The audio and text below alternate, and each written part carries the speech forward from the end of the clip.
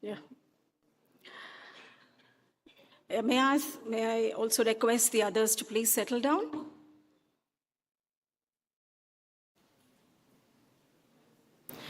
And I would also like to request all of you to please switch off your phones or at least keep it in silent mode. Please, because it disturbs the entire proceedings. Thank you. This evening's program is on a tight schedule and it will be in two parts. We will commence the program with the ACJ Journalism Awards ceremony.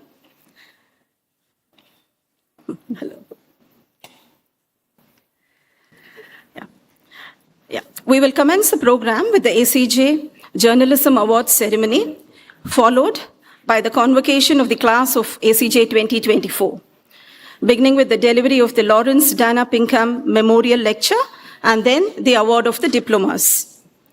Please note that the event is being streamed live in both YouTube and Facebook. May I now request Nalini Rajan, Dean of Studies, Asian College of Journalism, to welcome the gathering.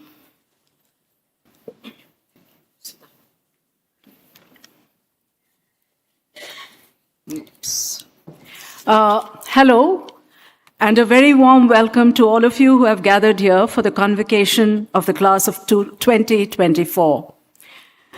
Very warm greetings indeed to our students, their parents, faculty and staff, well-wishers, distinguished guests, including diplomats who are present here.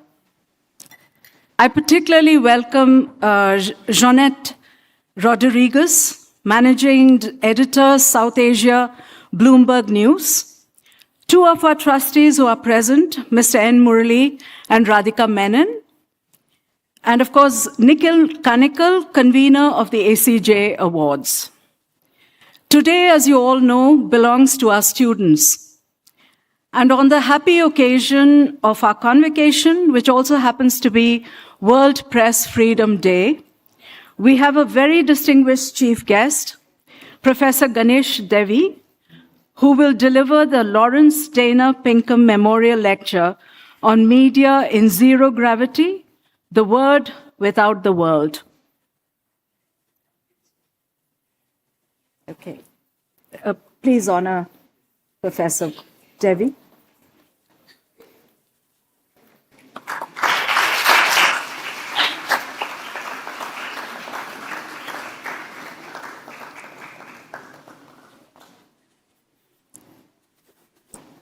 Equally, we welcome Mrs. Sureka Devy.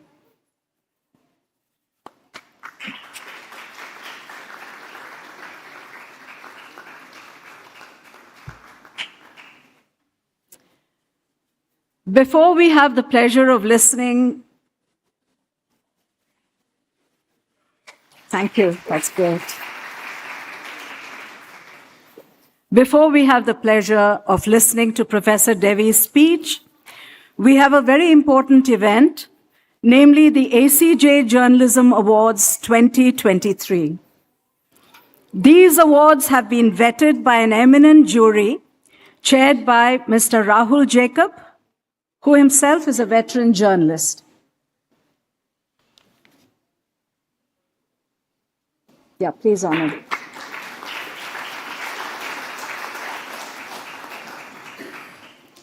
The jury members now equally distinguished, Gautam Bhatia, legal scholar and author.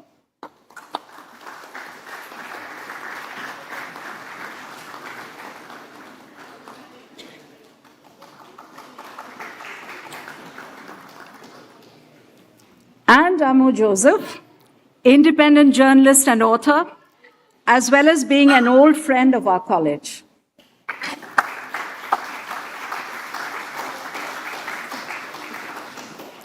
Finally, before I go, I would like to wish our outgoing batch of students the very best in all your future endeavors, and to also have the courage to uphold the core values of journalism that have been taught to you in our college. Thank you very much.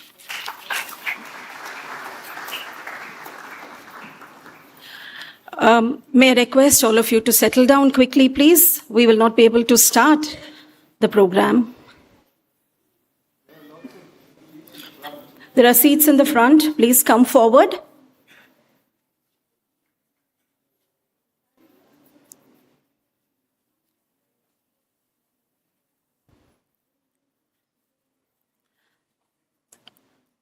Please come forward.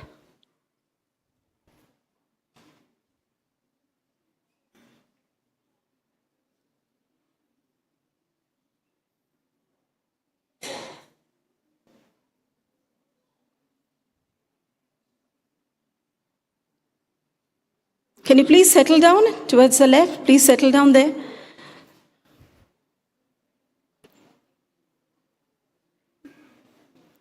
Please come forward. Lots of places here. Please come.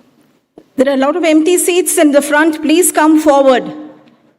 Please come forward.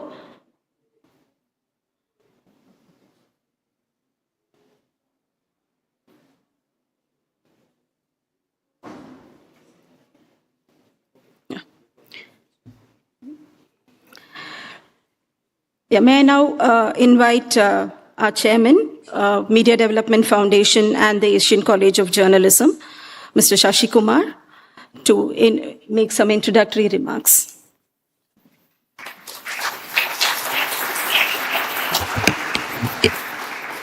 Let me add my word of or note of welcome to Dean Nalini Rajans.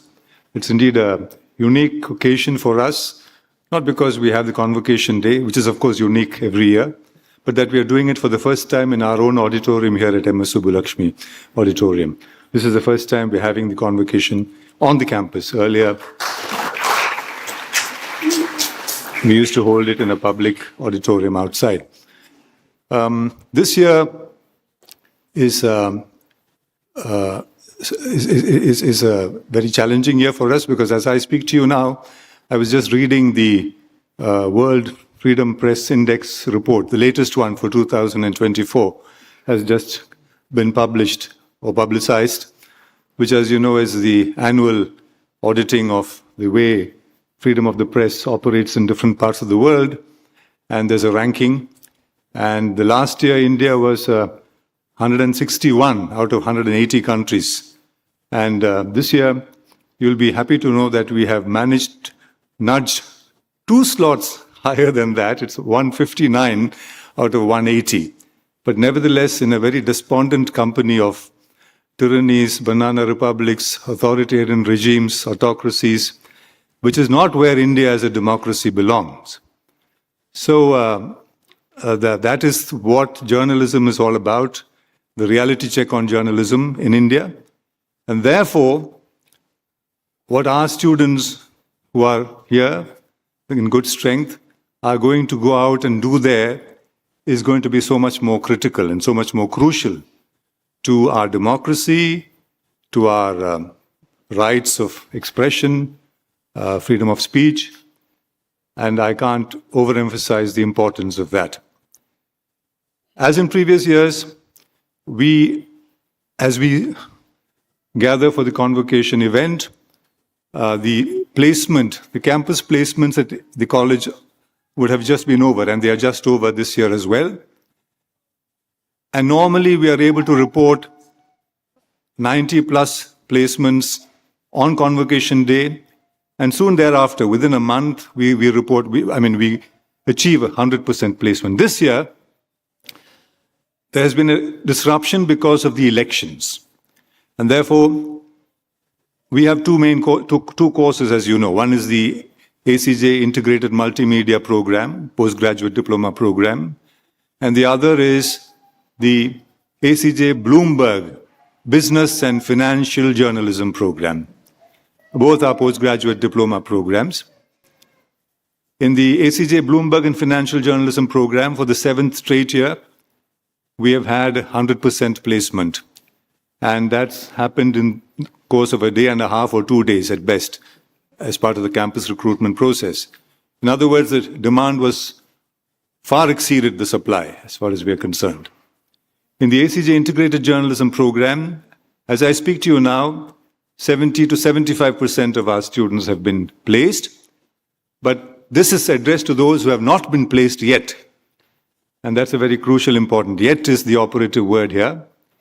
because, as you know, as our faculty in charge of placements must have informed you, some key organizations are going to get into the placement, into the recruitment process only after the elections in June.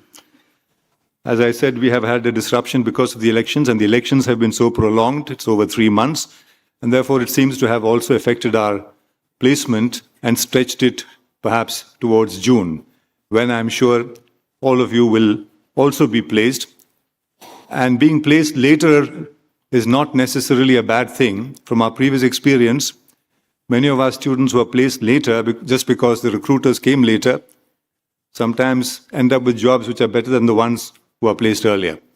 So I want none of you who has not been placed, no student of ours who has not been placed, who's sitting here, to feel despondent even by, a degree, by an inch. You are going to get a job, and it's only a question of when, not if. And when not in the long term, when in terms of a month or so. Okay? So that's the first thing I want to put all of your minds at ease. Let me also say how ACJ today is not only grappling the harsh reality of an inimical political climate, a diffident, or shall we say lackluster economic situation, where where journalism seems to be beleaguered in terms of placements, in terms of opportunities, in terms of job fulfillment, in terms of the erosion through social media and so on. But also the fact that while media is booming, journalism continues to be static. And that is what we at the ACJ have been addressing over the last couple of years.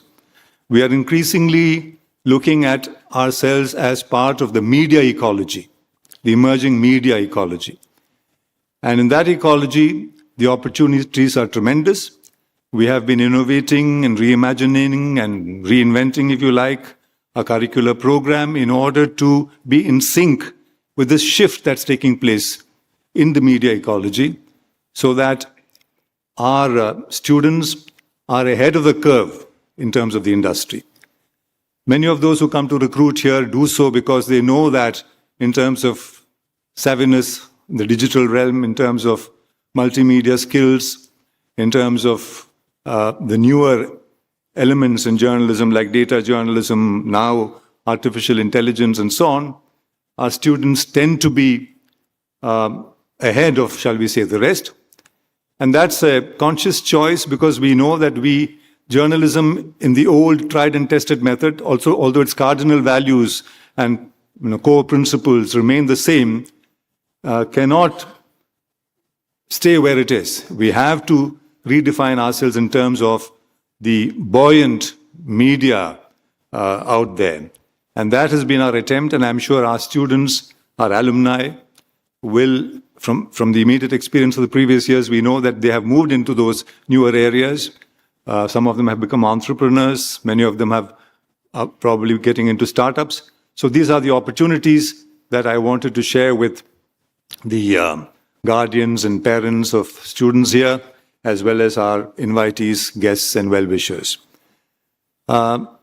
This, I think, will continue to be the difference that ACJ makes to the media, to make for an informed citizenry, which, as you know, ultimately makes for a better democracy or a more mature democracy.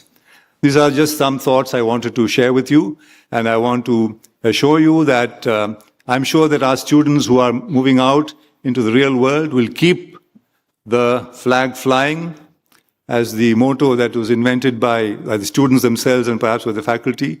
You only ACJ once, and that's enough. You make a difference with that experience. So keep the flag flying. May I wish all of our students the very best as you move into the real world of the media. And I'm sure that we will continue to be in touch and hear about your achievements in the world outside. Thank you very much.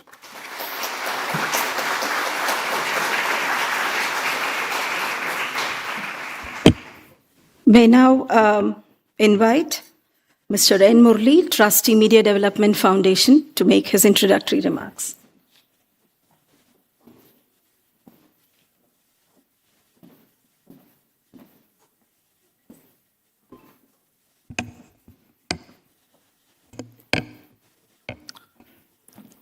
Good evening. This is customarily my fellow trustee and that fearless and widely renowned journalist N. Ram Slot. And I'm just standing in for him. I can't even claim to be an impact substitute that needlessly floats in the IPL matches now. But I'm indeed happy to be playing on ACJ's home turf. As Chairman Sashikumar said, ACJ has moved in tune with the changing media landscape and has fine-tuned and reimagined its curriculum, not only on the base of the emerging trends, but also anticipated trends, which has helped ACJ stay relevant even in this fast-changing, chaotic, somewhat media scene. You all know that ACJ has been a pioneer in instituting the idea or institutionalizing the idea of a journalism college in in India, definitely, when communication studies were carried out in universities or colleges or standalone institutions, but there was no professional J school as it's understood now. Apart from that, ACJ's curriculum has been well thought of, researched, and as Sashi said, it's been reimagined, refined constantly so that it stays relevant. And it is indeed heartening that many alumni of ACJ are in top positions in major media company organizations, and also they have been involved in pioneered some startups in the media space. So much so that ACJ has now become the first stop, or let's say the only stop for major media companies who are looking for talent, the best talent in this category. And all the alumni have done ACJ proud. So that is indeed a very, very positive sign. Coming to the media scene, I come from a media management background. And the media business model, compared to my active days in media management, has turned topsy-turvy. It's unrecognizable for people of my generation, because what used to be advertising-heavy model with reader hardly paying anything and newspapers looking for large numbers at throwaway price on the back of predatory and throwaway prices, have now realized that no longer can advertising be the lifeblood of newspaper industry, because when you see how the share of advertising expenditure in our country has evolved, I remember a time in the early days when I joined the publishing industry, that newspaper print commanded almost 58% of the total ad spend of the country. TV was very nascent then, but over the years, TV share in advertising has gone up. significantly. And at the same time, print share has dropped, and it's difficult for someone like me to believe that print share of total advertising expenditure in India is now only 19%. TV is around 33%. And the headline here is all the traditional media, radio, many others put together, make up roughly 60%. But the largest share is digital advertising, which has been growing exponentially, let's say, in the last few years, particularly in the last 10, 15 years. And it accounts for 40%. So in this scenario, as we know, the Western countries have seen the decline and even the demise of many newspapers, particularly regional newspapers. And those who survive have only survived in this digital age by adopting digital and adopting a smart strategy. In India, too, news, it is fast changing. The scene is fast changing. Digital is growing. In fact, there are something like 1 billion screens in India now, out of which 70% are small screens, which means mobile. So people would want their content from media companies and others to be delivered, and they want to consume in mobile devices. So that is the challenge for journalists, journalism as a whole, because now you need to be, news media is becoming medium and platform agnostic. It is in a way multimedia, whether the same content, journalists should be multifaceted and learn to say the story in print, in TV where it's applicable, in online, and through video, text, and audio. So you are now real experts in multimedia journalism, and I'm glad that this integrated journalism course is standing you all in good stead. That is one. But coming to the practice of journalism itself, as Sashi referred to, in the year 2023, India's ranking in the Press Freedom Index that is compiled year after year by Reporters Without Borders, an independent organization based on certain metrics that they adopt, is a lowly and disgraceful 161 out of 180 last year, that is in 2023. Pakistan is better ranked than India at 152. And India, over the last 5 years, has slipped from 140 to 161. That shows this state of decline in media freedom in our country. Only countries like, even Afghanistan ranks better than us. Only countries like Russia, China, Turkey, Yemen, Iran, North Korea, and such like rank worse than India. I think this is a disgrace. And I don't know, all of you have it in you to change this, make it change in this situation, because you can definitely impact the scenario.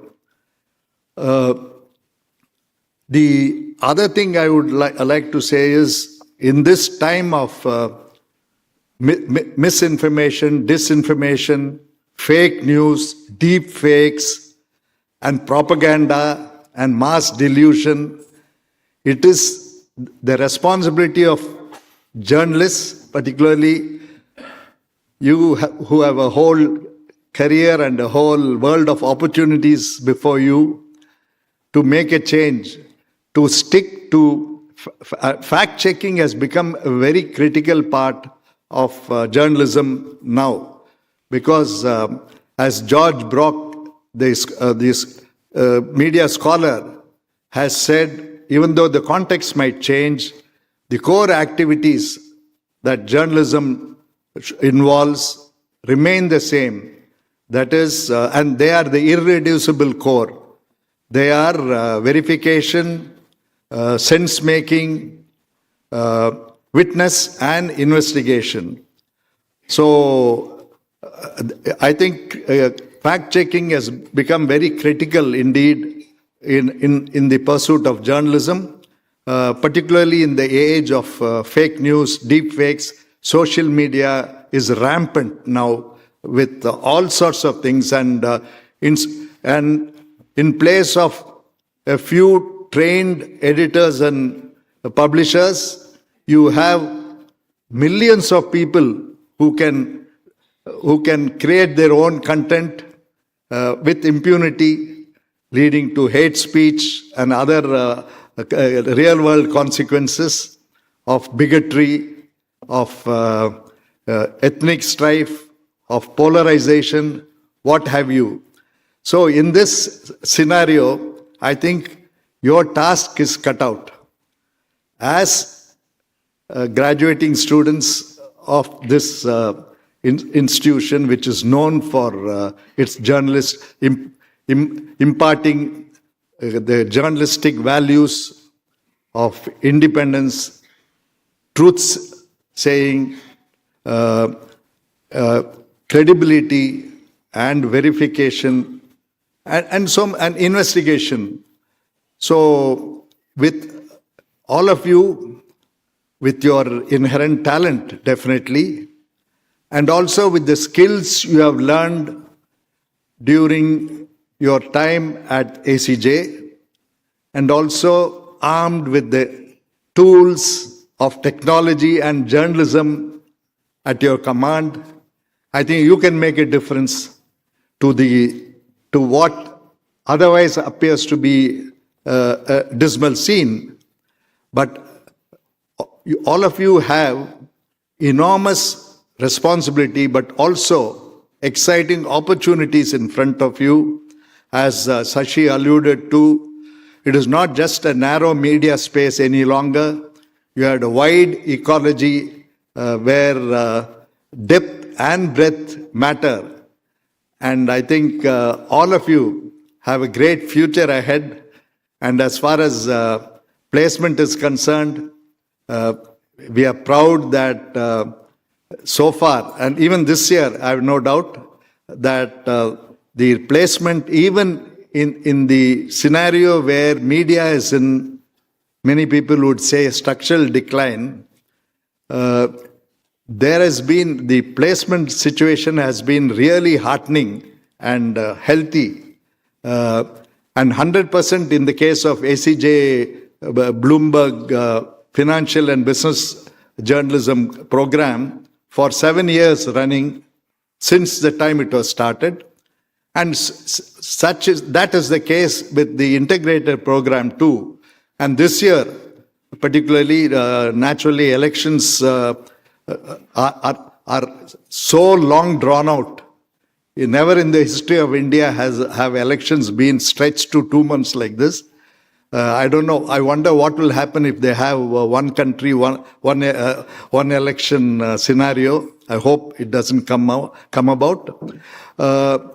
Media naturally is focused on elections, or distracted, let's say, by elections, and therefore have had no time to come to the campus and recruit. Those students who have not been placed, please have a little patience, and you'll all be well placed. I have no doubt about it. It is only a matter of time. I wish the graduating class of 2024 all the best in their career as they go out of the portals of this wonderful J School. Thank you very much, and all the very best. Thank you, Mr. Murali. Now, Nikhil Kanekal, convener ACJ Awards, will now take over the first part of the program.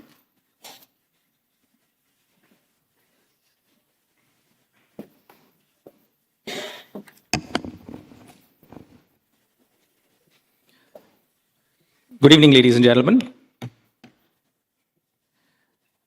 Welcome to the ACJ Awards award ceremony, the ACJ Awards for Journalism. The ACJ Awards, I'll briefly introduce them, exist for two main reasons. The first is, of course, to celebrate the best works of journalism produced from India. And the second is, as a school, about 9 years ago, we thought that we should have a firm bridge between our institution and the media industry itself. And a good way to do that is to celebrate the works by some of our top journalists. So with that, this year, like last year, we have three categories of awards that are being presented. The first is the ACJ Investigative Journalism Award. This has been instituted in 2015. The second is the KP Narayana Kumar Memorial Award for Social Impact Journalism. And the third is the Ashish Yechuri Memorial Award for Photojournalism. Both KP Narayana Kumar and Ashish Yechuri are former students of ACJ. So we received 275 entries from over 100 news organizations in 4 different languages this year. And I'm not going to go into all the various statistics, but we've just put this up here to have to be transparent about the judging criteria that was applied by our jury, and to also say that the Investigative Journalism Award receives a trophy, a citation from the jury, and 2 lakhs in prize money. And it's the same for social impact, where we give 1 lakh in prize money, and in photojournalism is also 1 lakh in prize money.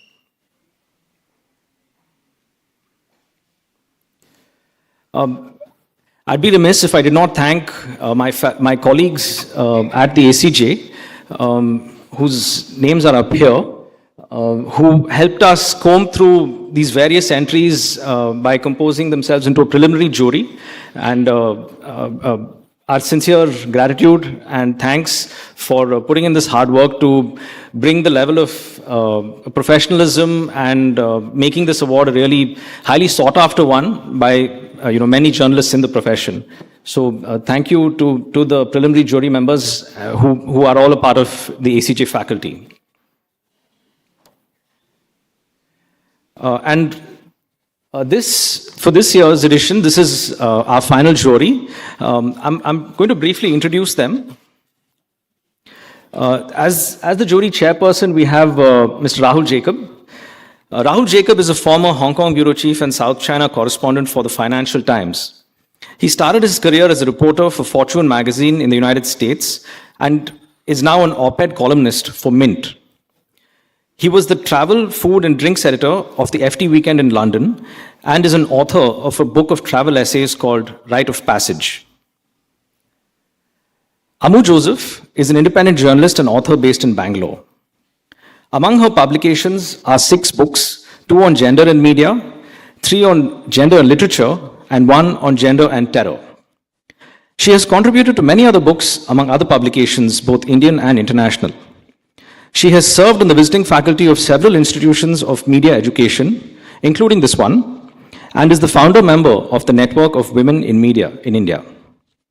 She has degrees in English literature from Madras University and public communications from Syracuse University, as well as a PG diploma in social communications media from the Maharashtra Board of Technical Education. She began her career with Eve's Weekly in Mumbai in 1977. In her last full-time journalism job, she was the editor of the Sunday magazine of the Indian Post in Mumbai. Gautam Bhatia, our third jury member, is a constitutional lawyer, legal scholar, and science fiction writer based in Delhi. He is the author of the constitutional law books, The Transformative Constitution and Unsealed Covers, and of the science fiction duology, The Wall and The Horizon.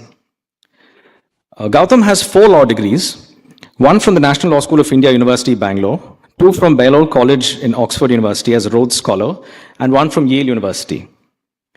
He often spends his days with constitutional law and his nights writing science fiction. And sometimes he feels it's becoming hard to tell the difference between the two.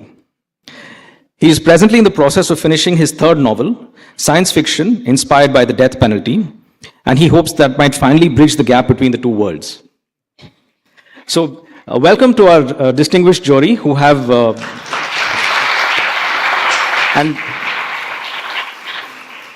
and our thanks for taking the time to peruse the various entries and coming to your conclusions. I would now like to invite Mr. Rahul Jacob to present, to take us through the special mentions and announce the winner of the Investigative Journalism Award. Thank you very much. I took this responsibility so seriously that I actually got severely depressed reading the submissions. And the reason is that they are quite heartbreaking when you read them one after another, in part because of the impunity of the Indian state, the lack of recourse to justice, and I have to say, of all the pillars of democracy, for all the constraints, journalism is still doing its job. And it's particularly true of the short list that we have here. Now, more than 100 years ago, Virginia Woolf, the great English writer, stood before an audience full of young people like you. And she said that her responsibility was to give you a couple of nuggets to fold into a notebook and take away. So I'm going to try and do my best. And the first is, as I said, that journalism is heartbreaking and exhilarating at the same time. It's really one of the most exciting professions there is out there. And if there are times when you think you're underpaid or underappreciated, that's why. It's one of the most fun things you could do and still get a living, earn a living from. The second nugget is actually about writing features, which all of these are, and which is also incredibly hard to do. And that's because it requires writing an outline, writing a structure, knowing what the beginning, the middle, and the end of your article is. And what that requires most of all, and it in a way harkens back to what Virginia Woolf said, you need a room of your own, a metaphorical room of your own, and that I'm going to shock all the young people in the audience. First and foremost, when you're writing long form, shut this down. It's a weapon of mass distraction. There is no way you can write while you're answering WhatsApps. There's no way you can write seriously when you answer the phone. And to join all those dots and make it easier for your reader to follow you, that's what you need to do. So first and foremost, turn the Wi-Fi off, sit in a quiet place, and think about all the amazing people you've interviewed along the way, and there were plenty of examples of that in this shortlisted submissions, and how you're going to bring their story to give their story voice. Without further ado, I'm going to introduce the special mentions. And Driving Muslims Out of Devbhoomi by Tushar Mittal and Alishan Jafri was one of the most well-crafted articles I've read. It's superbly put together and superbly reported.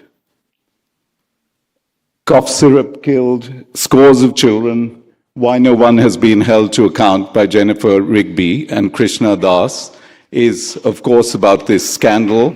There have been echoes of this in China. I never thought I'd see it in India, and yet, as the story subhead says, people got away.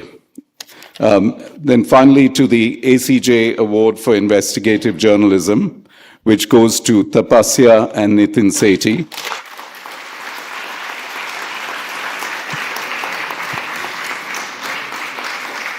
I'm going to read the citation, and because this is a serious work, it's a somewhat lengthy citation.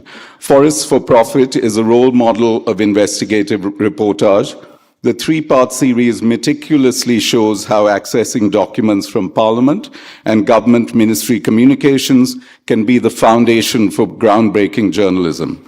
The articles provide evidence of the government backtracking from stated objectives, in this case to legislate a new Forests Act, and then in 2019 and 2021, requesting a parliamentary committee to overlook its earlier assurances to have a new act in place. The series goes further by documenting how the new laws exempted private corporations from existing conservation laws. This paved the way for real estate and plantation companies to operate more freely, overriding environmental concerns and tribal community rights. Forest for Profit is a close-up of the government machinery in action when it wishes to dilute environmental standards. This is a live issue across the country that cuts across party lines and states. It is not a pretty sight.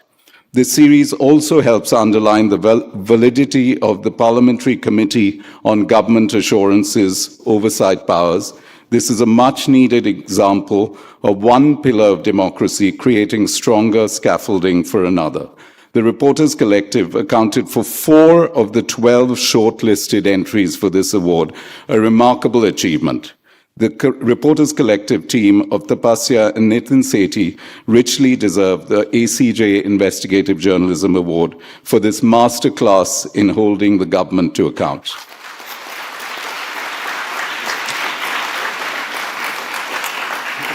Okay. Nitin and Tapasya, if you come up for the award.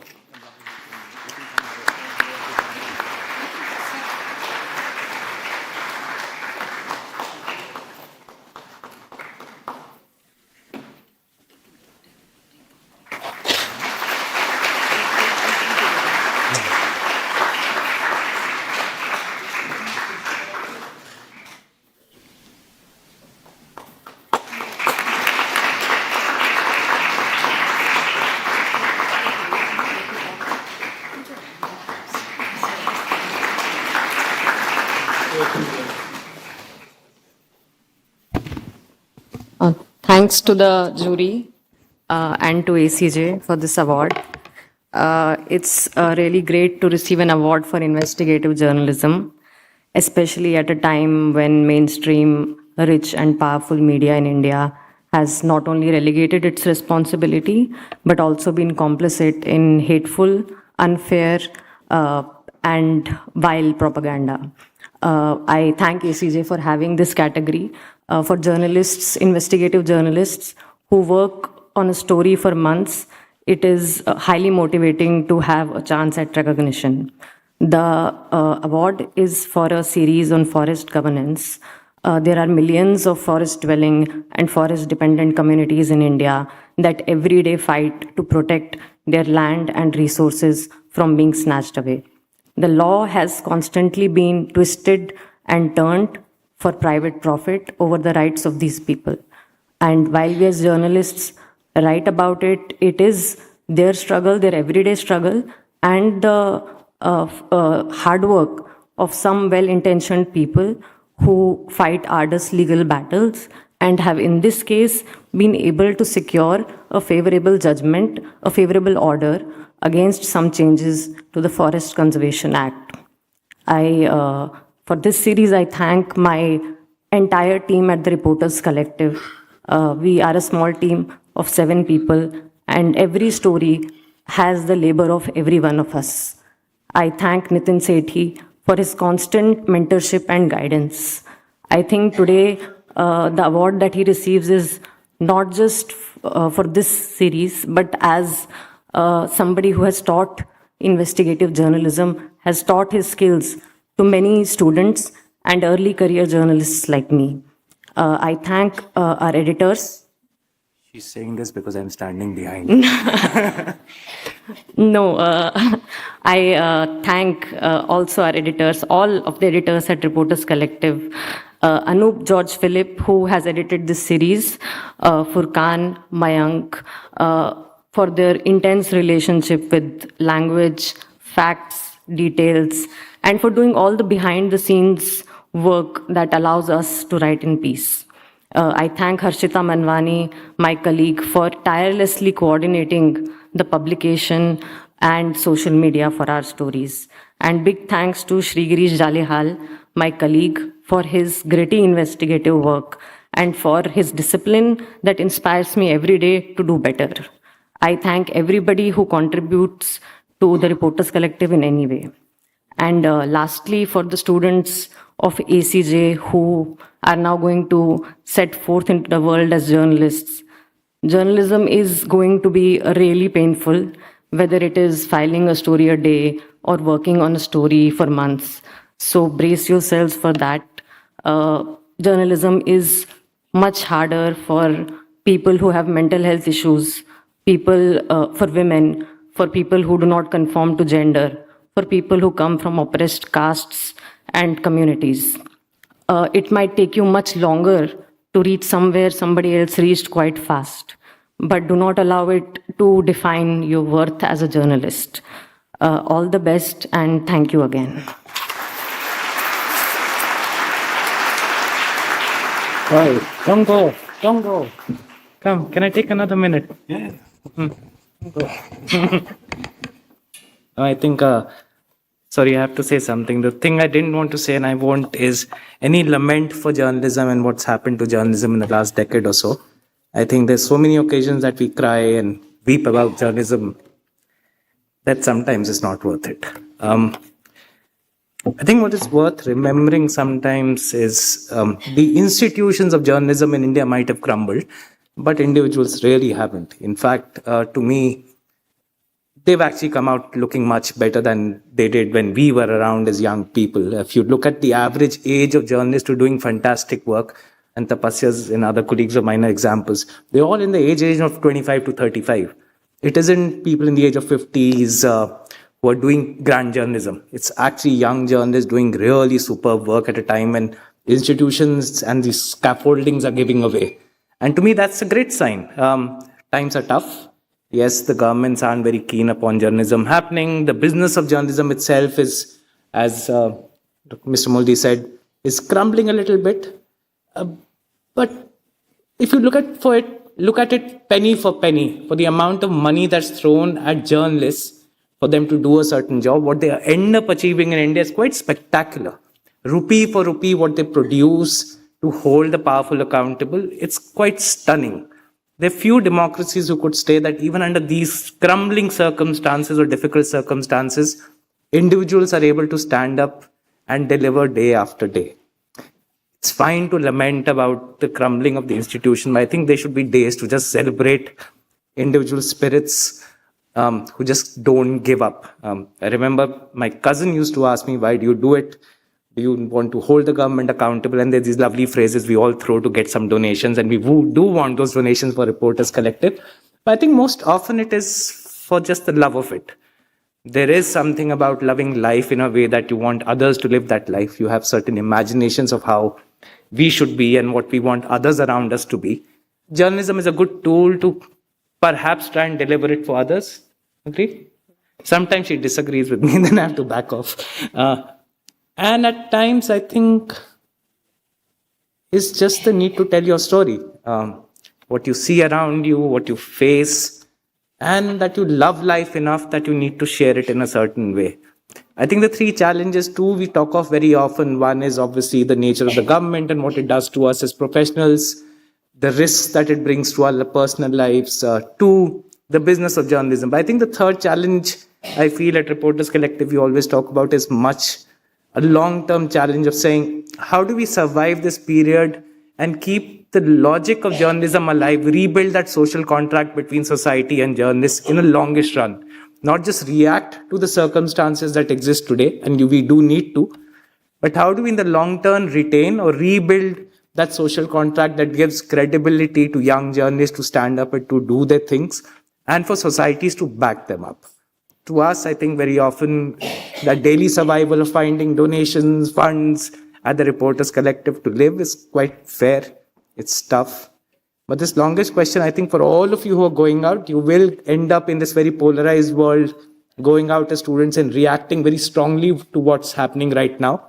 And for good reasons. but to also say how do we stay long enough that our voices are so credible that either side of the polarized debate will hear us, will read us, and will be forced to think when we write, speak, or say something visually. That to us, I think, is the longest challenge that we face. The due credits that need to go, I think Reporters Collective Tapasya has mentioned it. There are hosts of people who work behind the scenes who are not formally recognized with us. These include lawyers who pro bono help us. These include technologists and other experts, whistleblowers, several of them who we dare not name. But also bits of families which I think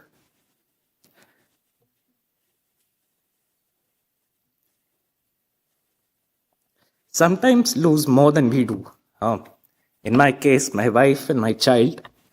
But you also have support in families that will never be counted as journalists. But I think very often they give more for us.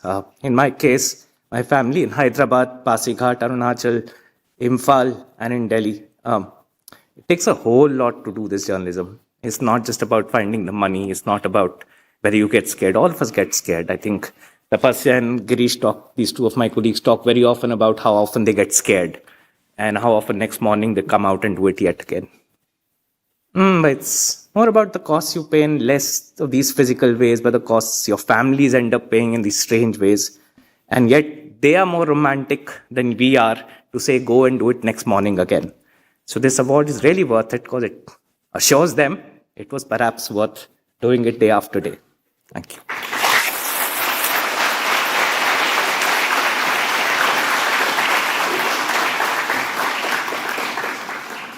Thank you, Tapasya and Nitin, for sharing all that you did.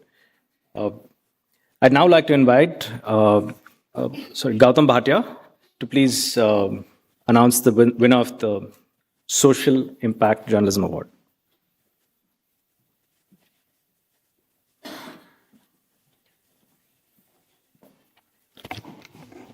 As the non-journalist on the panel, I had some imposter syndrome throughout, but I was assured that that is the point, having one non-journalist on the panel, not to give imposter syndrome.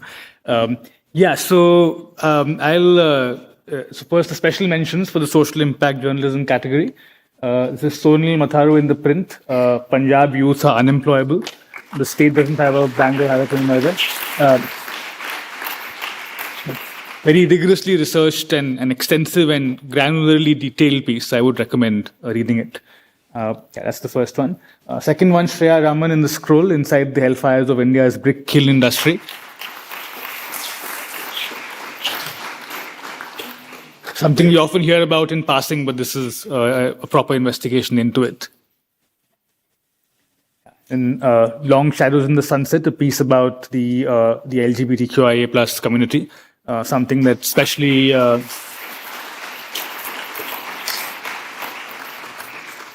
something you don't often see in the headlines around the litigation around the community, which of course is what often captures the headlines.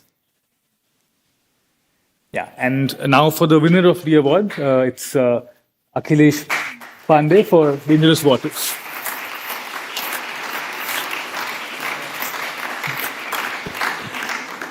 So I'll read out the citation for it. The social impact journalism category had many excellent entries, as you can see by there being 3 special mentions. We chose Dangerous Waters by Akhilesh Pandey with photographs by C.K. Vijay Kumar, published in The Caravan. Dangerous Waters explores the problem of groundwater arsenic poisoning in the Balia district of eastern UP.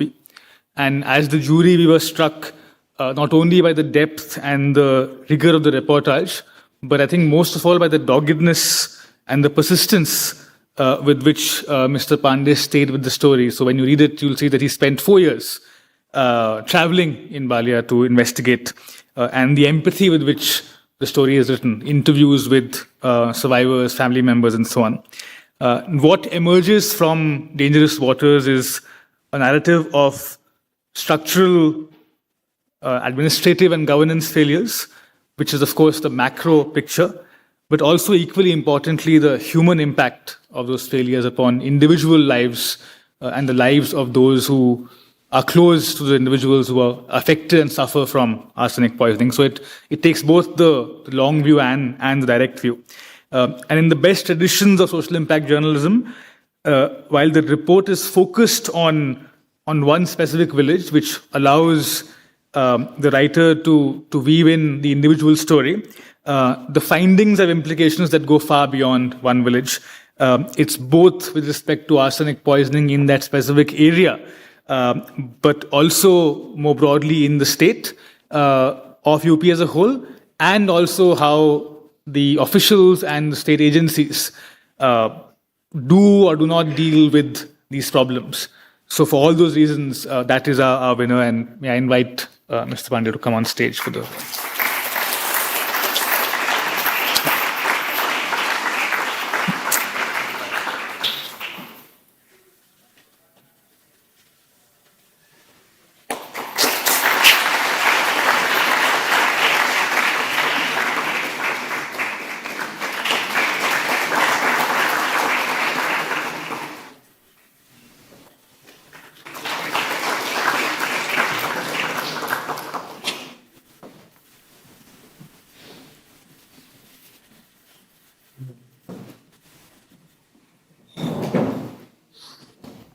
Good evening, all respected judges.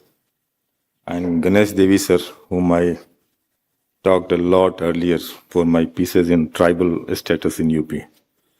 Thank you, sir. There are a lot of things to share. I don't know where to start. I'm a journalist. Accidentally, I'm a journalist. After getting a huge failure in UPSC competition, I accidentally jumped into it under compulsion of the family. Kuch karo. So, a complete student of Hindi medium till 12th, I graduated in physics. That was also compulsion to write in English. So, with that dream, I started to do something in journalism. छोटे मोटे institute से मास com किया diploma.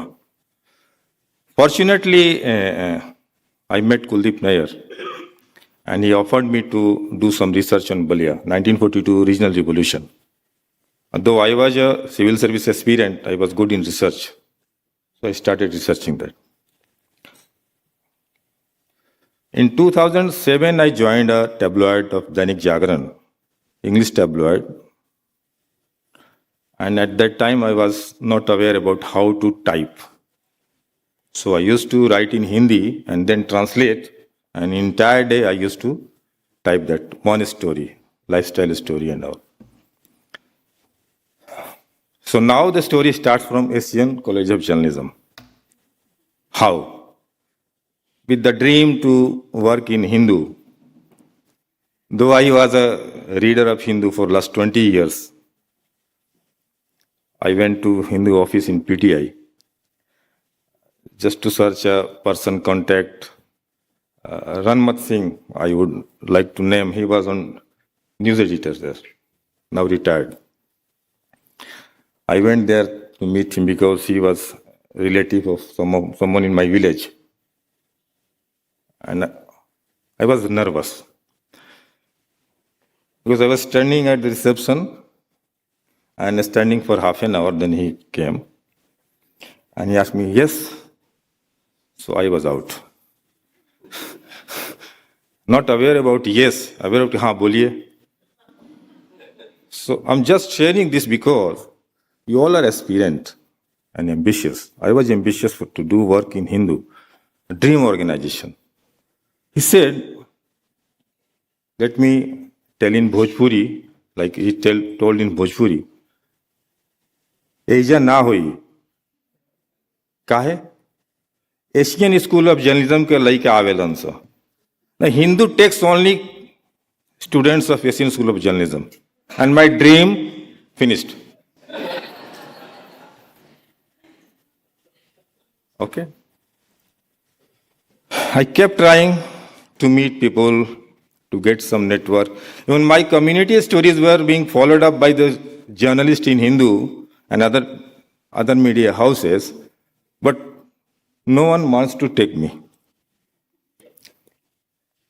multiple efforts I did till 2012, 13, 14. I used to note down the ideas on paper. कि ये story करूँगा. I will do the story when I will join Hindu. Okay.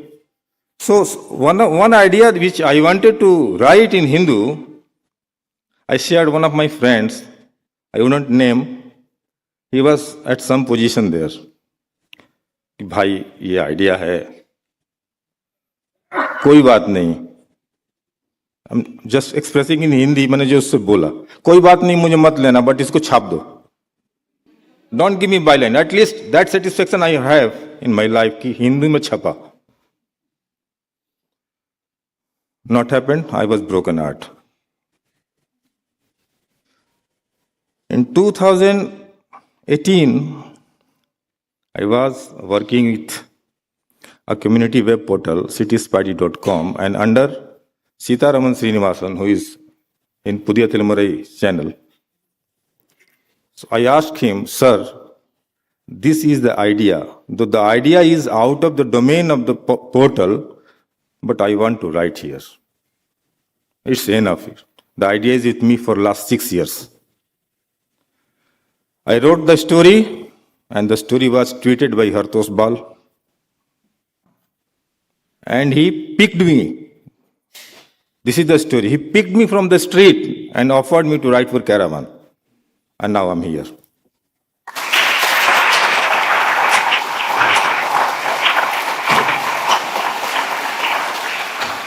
So I have no exposure, nothing in mainstream media. But I had that passion to write, and I followed up several stories in COVID, and American Journalist Guild offered me a free membership for that.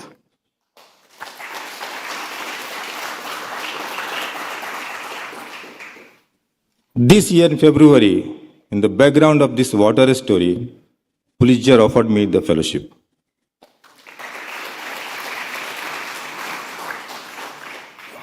Two things I want to share to the young kids here. I started at 32.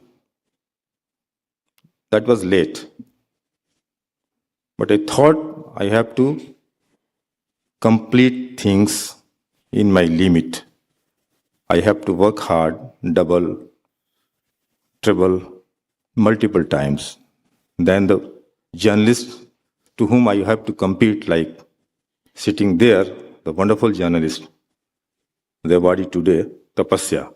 So if I have to compete with her, I have to work hard. So I kept doing hard work. And for this story, Dangerous Water, I would say this story is from Balia. And while doing the story, I was depressed. Because whenever I used to call them, I call them to know who died. वो जिंदा है. So that was quite, I was uncomfortable always. And I have to write that thing. Cancer हो गया, कब हुआ? So that was very depressing story, and sometimes I had to feel the wrath of the people. Sometimes they hold the camera, like once Vijay was very scared. फिर से आप लोग आ गए. For last 20 years, people are coming here, Oxford, from USA, from IIT, from different places, and then they are doing nothing and just making funds. That is the cruel truth of this story, that NGOs who are working there are not working actually on the ground.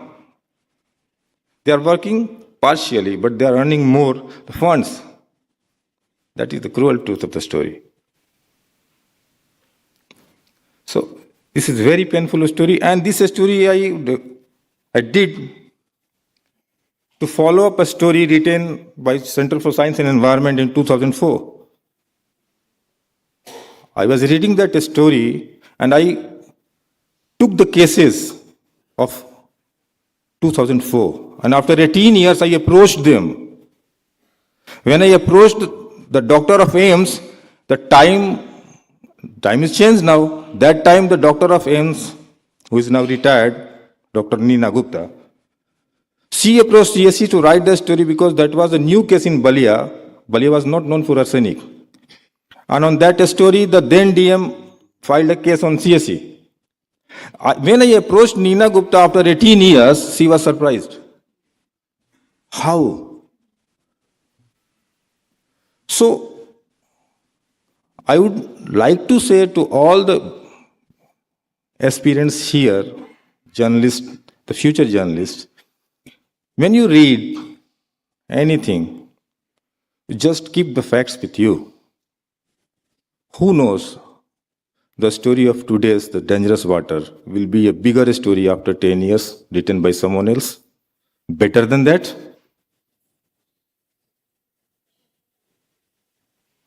And the last thing I would say to you,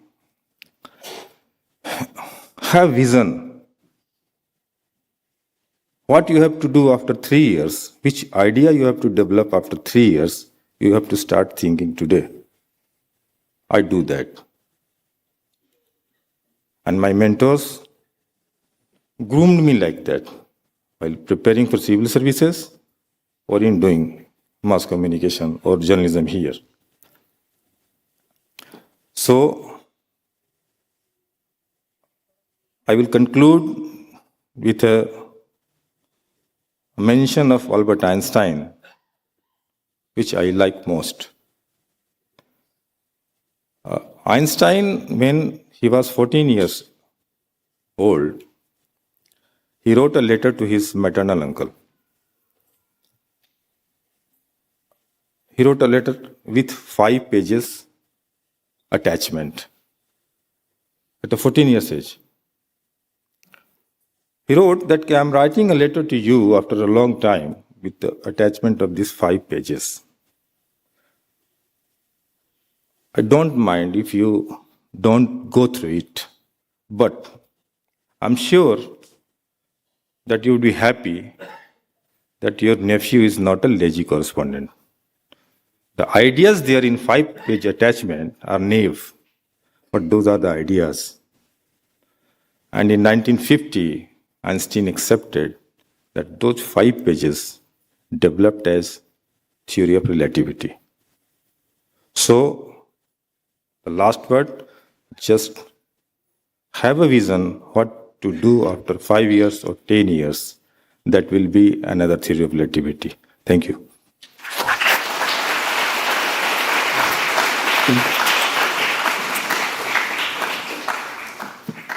Thank you, Akhilesh. I'd now like to invite jury member Ammu Joseph to please announce the winner of the Photojournalism Award.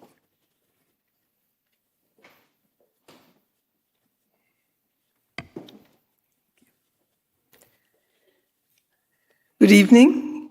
It's very nice to be back in ACJ after a very long time. Thank you, Nikhil, Shashi, Nalini, Lakshmi, and others for inviting me here today. It is also an honor and a privilege to be here as a member of the jury for this year's ACJ Awards. I must say it was a heartening experience to go through all the entries shortlisted for awards this year. At the end of the process, I felt far more hopeful about the state of the media, particularly the print and digital media, in the country, despite all the legitimate criticism of many aspects of it and certain sections of it which I shall not name.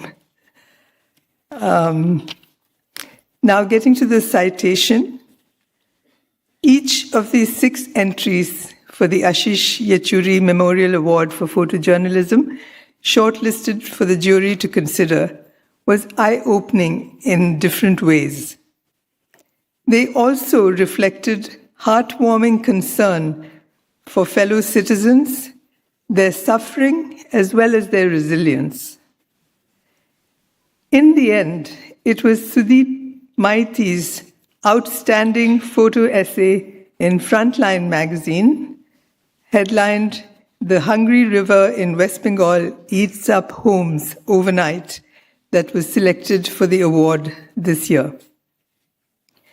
The feature uses images and text to tell the story of the devastating impact of the long-standing problem of river erosion on residents of villages located on the banks of the Ganga in the Malda and Murshidabad districts of West Bengal. Maiti's striking black and white photographs of the stark landscape, of the wreckage of what were once homes, of affected people left to fend for themselves, mainly women, children, and senior citizens, and of ineffective interventions by officialdom, effectively convey both the desperation of the situation and the way life somehow still goes on. The vivid photographs are accompanied by text that not only provides background information about the state of affairs, but also highlights the frequently harmful side effects of development projects that are undertaken with little regard for their impact on human beings and the ecosystem in which they are located. Congratulations, Sudeep Maiti.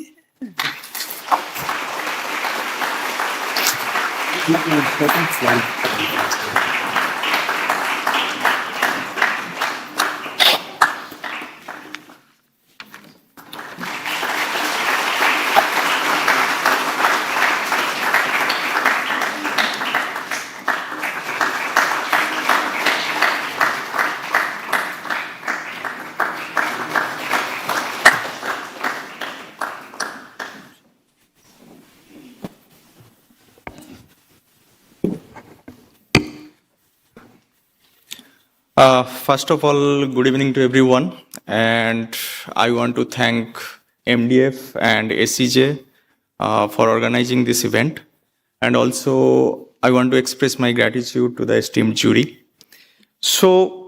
And I also want to thank the people that are the subject of this project, those people who kindly invited me into their homes and permitted to document their suffering and kind of encouraged me to tell their stories to the whole world.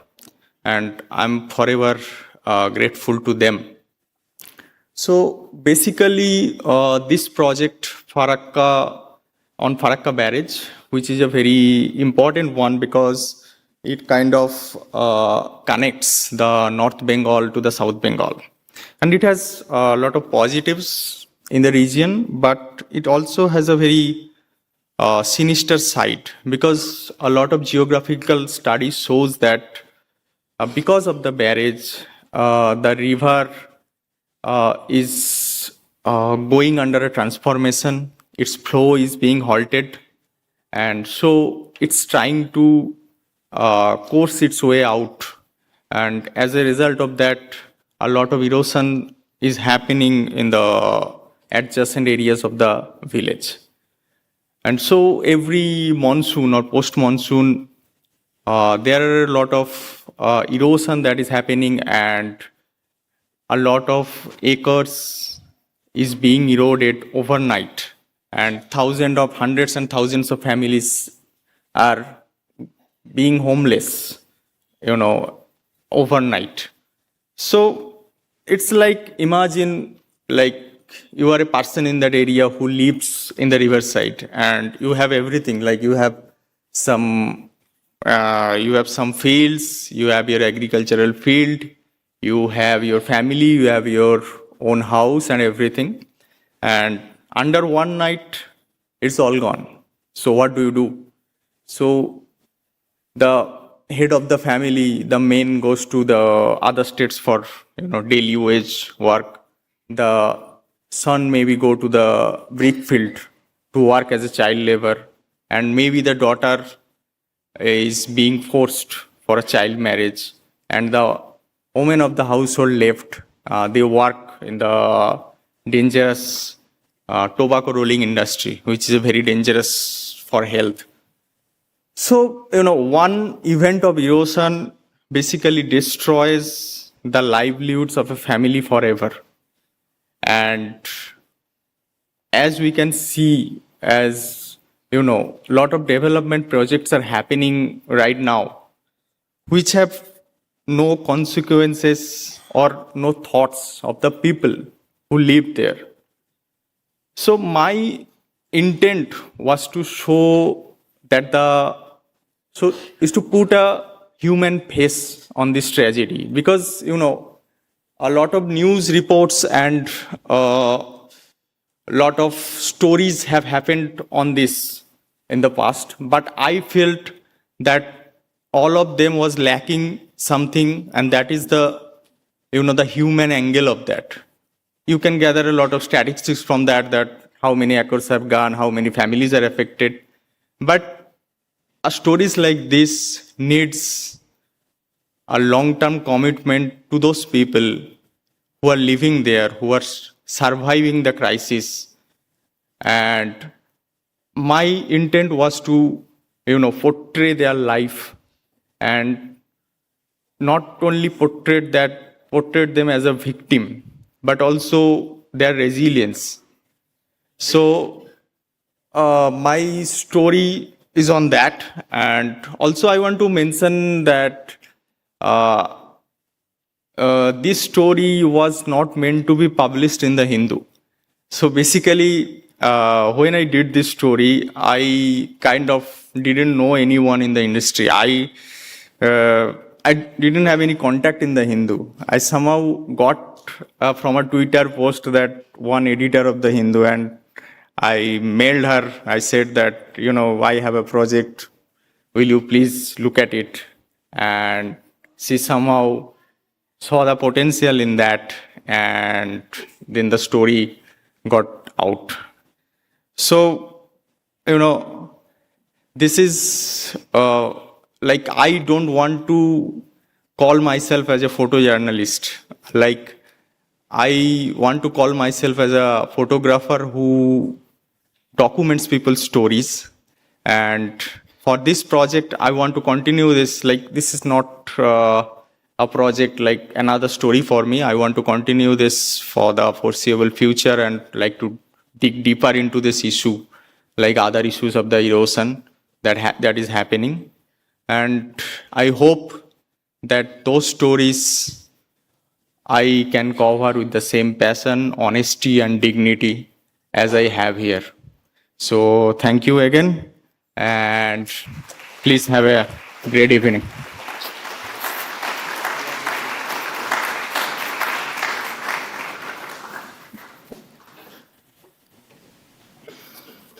Sudeep, sorry. Can we please have all the awardees on the stage with the jury members for a photograph?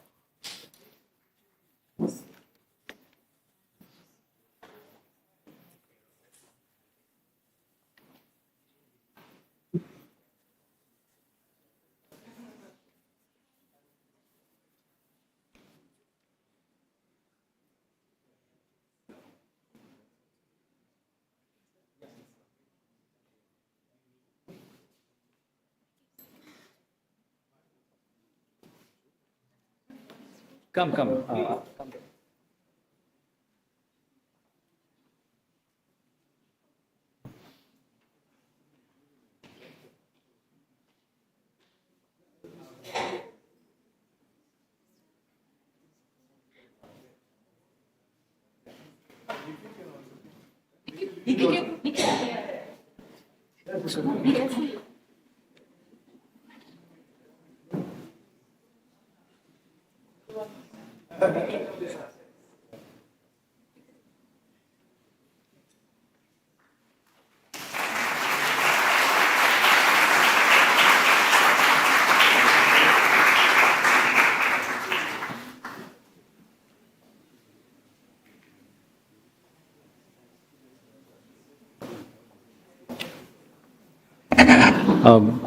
I'd now like to request our trustee, Mr. N. Murli, and our chairman, Mr. Shashkumar, to please honor the jury members one by one. This is as a source of, this is as a mark of our appreciation for all the work that they've put in. And we'd like to begin by Mr. Shashkumar, if you could please confer this on Rahul Jacob.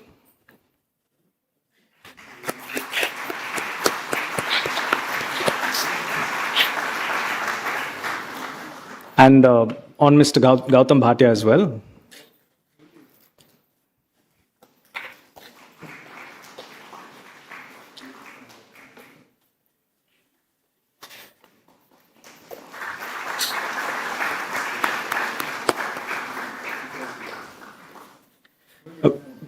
And Ms. Ammu Joseph as well, please.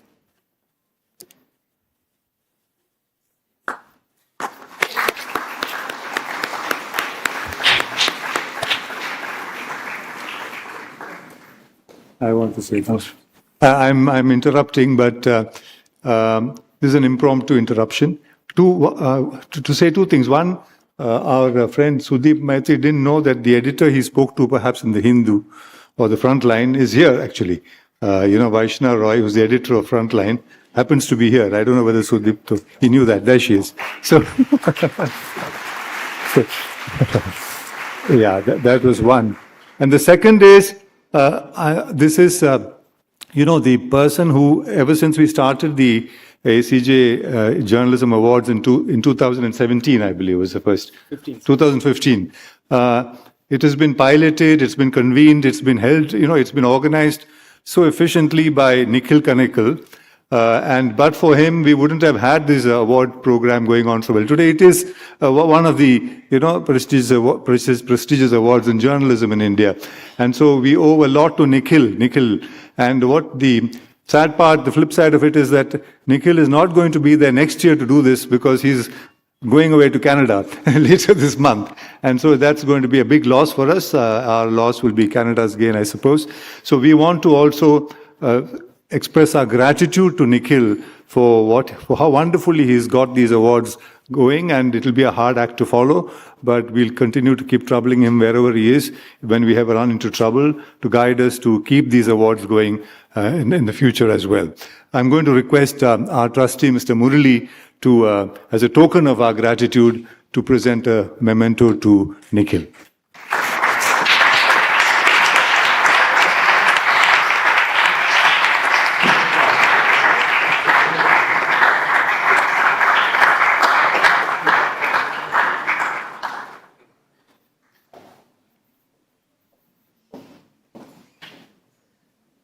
Thank you. So that brings the ACJ Awards ceremony to a close. Thank you all for your patience. We're now on to the most important part of the evening, which is the convocation of the class of 2024. And before I go, I'd just like to say all the very best, and wish you a fantastic career ahead. Thank you, Nikhil. And now we begin the second part of today's program, the convocation, and I request our chairman, Mr. Shashkumar, to introduce the chief guest.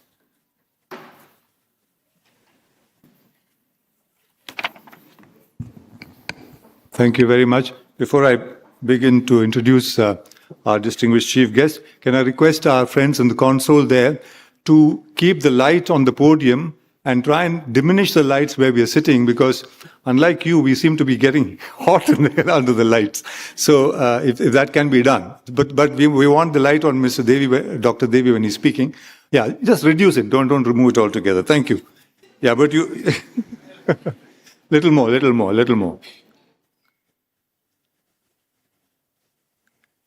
I think, is that okay? Can you see all of us? Right, great. Thank you. It's now my distinct privilege to introduce you to someone who perhaps doesn't need an introduction to many of us, who has, shall we say, stayed the path, walked the path, and continues to be a source of inspiration in these days when there are very few like him.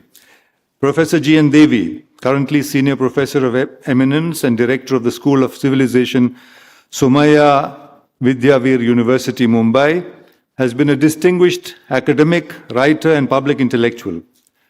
Born in a small town in Maharashtra, he studied at Shivaji University in Kolhapur and later at the University of Leeds in England.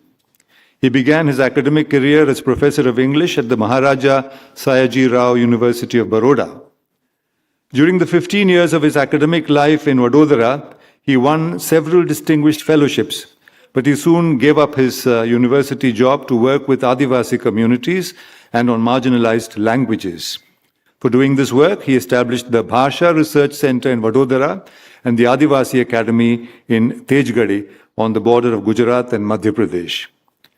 Professor Devy writes in English, Marathi, and Gujarati and has published over 110 impactful books in areas ranging from literary criticism, translation theory, anthropology, philosophy, history, education, and civilization studies. Many of his works have appeared in translation in Asamiya, Gujarati, Bangla, Hindi, Tamil, Malayalam, Marathi, Telugu, and Kannada. His first book in English, After Amnesia, published in 1992, received the Sahitya Academy Award in 1993.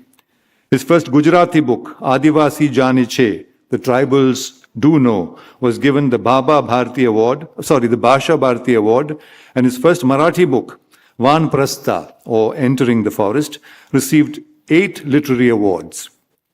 The non-fiction works like A Nomad Called Thief, published in 2003, on the lives of the former criminal tribes, in inverted commas, criminal tribes, the profoundly philosophical The Question of Silence, published in 2016, and an original interpretation, Mahabharata, The Epic and the Nation, published in 2022, have received high acclaim. However, his most phenomenal contribution to cultural history is the People's Linguistic Survey of India, covering over 700 living languages of India and published in 50 volumes, for which he was honored with the Padma Shri in January 2014.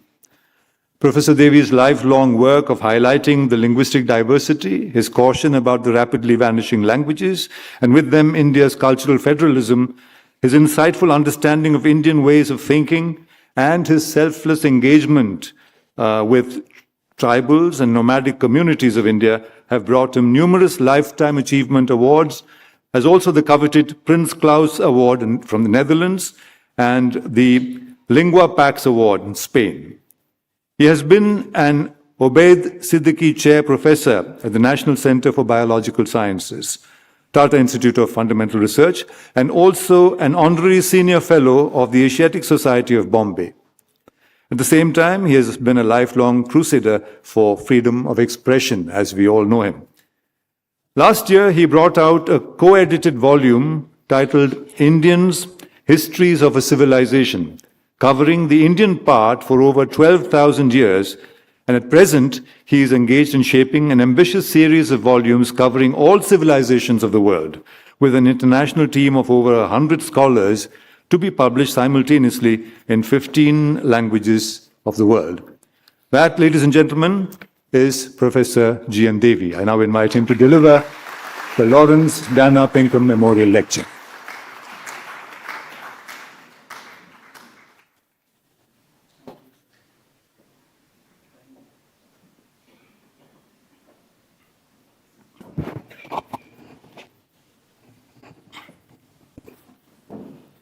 The Lord of everything here, Shashi Kumarji. Trustees of the foundation that created this unique institution. Mr. Murli, I was hoping to see Mr. N. Ram also, but whether it is N. Ram or N. Murli, it's numero, you know. So I feel privileged you are here. The eminent juries, Rahul Ji, Dr. Bhatia, and Ammu Ji. Faculty, students of previous years, students currently studying here, ladies, gentlemen, and most of all, the members of the illustrious 2024 brand of this school. I cannot say how much I feel honored in being asked by you to come here and present to you my humble thoughts on media. I must also say that the lecture which I am giving to you is named after a very distinguished person. Lawrence founded the kind of course that was to be taught here. And the values ingrained in this institution, mainly progressive politics and liberal societies. Progressive politics has at its base the idea of justice and equality. And liberal societies have for their heart, their soul, the idea of freedom. So freedom, justice, equality are the values which form this institution, which form what this institution is. I feel really honored being asked to remember him, Lawrence Pinkham, and to put before you my thoughts on the matter of where media is and perhaps where media will be. I do not know why, titled this lecture, Media in Zero Gravity Field.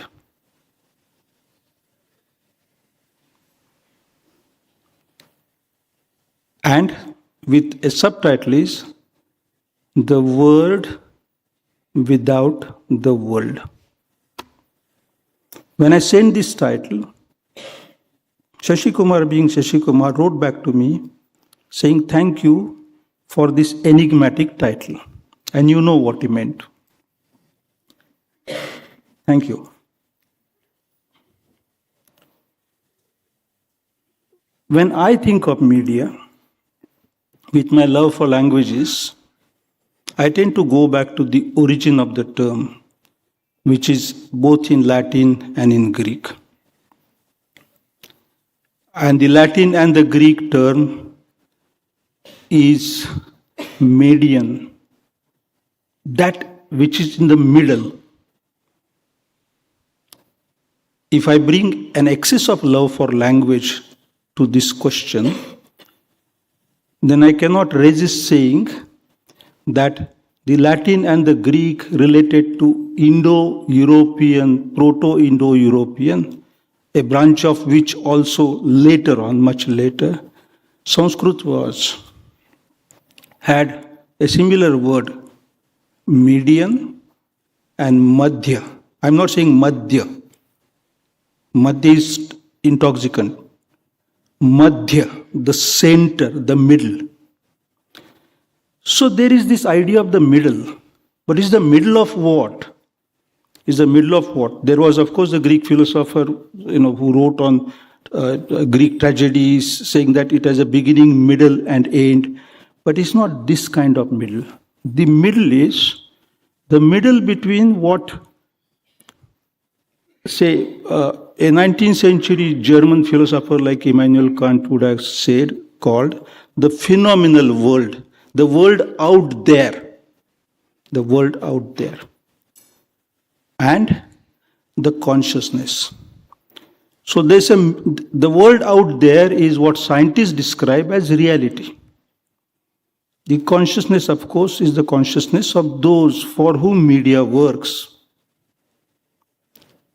So the reality being brought to people, Mr. Murli, said, I found it very remarkable that there was a time when readers were at the center, though they were not paying, perhaps. So, readers and the reality, there's something in between. Media is that middle, that which is between the receivers and the reality. This was its beginning. Its tangible beginning, one goes back to the German gazetteers, the French and the British trade bulletins, and also the famous pamphleteers who brought about the French Revolution in a way. Montesquieu, Rousseau, and they were known as pamphleteers, they were journalists of that time. So these gazettes, trade bulletins, then there were city-based newspapers. Sometime in the 19th century, the number of such little, we use the term little magazine, but I'll call little newspapers, went quite up to 5,000 to 6,000 in Europe alone. We had in our part of the world, Asia, Hamaznama, there were Charyas. If some of you speak Assamia, you will know what they are. There is Bakar. If some of you speak Marathi, you will know what Bakar is. Bakar is the opposite of Khabar. But Bakar is a kind of a report. But it's not report delivered the very next morning. There is some time lag. However, all these forms, slowly, after the print technology becomes universally available, fall in a social space, creating a strong cultural convention or tradition, and acquire the form of an irreversible phenomenon. In the second half of the 19th century for us, in Bombay, this Gujarat Samachar starts at the close of the 18th, early 19th century. But by the second half of the 19th century, the newspaper was no longer a news in India. Some of them were monthly, and some were fortnightly, and some were weekly. But slowly, the daily newspaper, particularly in the wake of the First World War, the daily newspaper becomes extremely important. And what a wonderful contribution the newspaper made to Indian history. It's extraordinary. It's absolutely mind-boggling contribution. We are in 2024. About 100 years back, about 103 years back, Ambedkar started his own Mukanayak. Now it's a news, it's a media of a kind. But the Mukanayak becomes foundation of a social movement which managed to challenge a convention of thought established for 2000 years. Media could bring about upheaval. Gandhi brought out Harijan, and Gandhi. Others like Aurobindo Ghosh, who's here in Pondicherry, was working in Calcutta with a newspaper, and after going to Pondicherry, he kept running his Arya. So many of the national leaders emerged out of media, and media emerged out of the national leaders. Media became the thought leader for this country. And it is this thought leader, I'm not saying just by itself, but with it having a centrality in things as they were happening. This thought leader, media, brings to us an idea of India which is based on values such as freedom and then the Constitution of India. A glorious contribution. If the Vedas and the Upanishads created the ancient classical Indian society, or if Tolkappiyam created the classical Dravidian tradition, media in modern times created an idea of modernity in India, an idea of India in modern times. But it did not continue the same way. You all know that. I do not know if some of you have seen a movie which appeared in 1951, American movie. It's called ACE, A-C-E. Don't hear my pronunciation wrongly. ACE, S in the hole. H-O-L-E. See this movie, it's all about media. This movie is where a fellow is trapped in a little mountain under a rock, and a journalist goes there, finds, because his wife is running a little petrol station and a restaurant, a cafe there, finds that such a fellow is trapped. This journalist had almost lost his job, but this becomes the news. And instead of $20 a month, his fees go up to $1,000 a day for reporting it to New York Times, 1951. Do see this. Well, if you cannot see that movie, then do visit the newspapers or TV reports of November 23, when some workers were trapped in a tunnel, and instead of drilling it horizontally, a vertical hole was being drilled, taking much long. It took 17 days. And all those 17 days, what was coming to us in the name of reports was mistakenly called media. I shall not dismiss all that happened post-independence.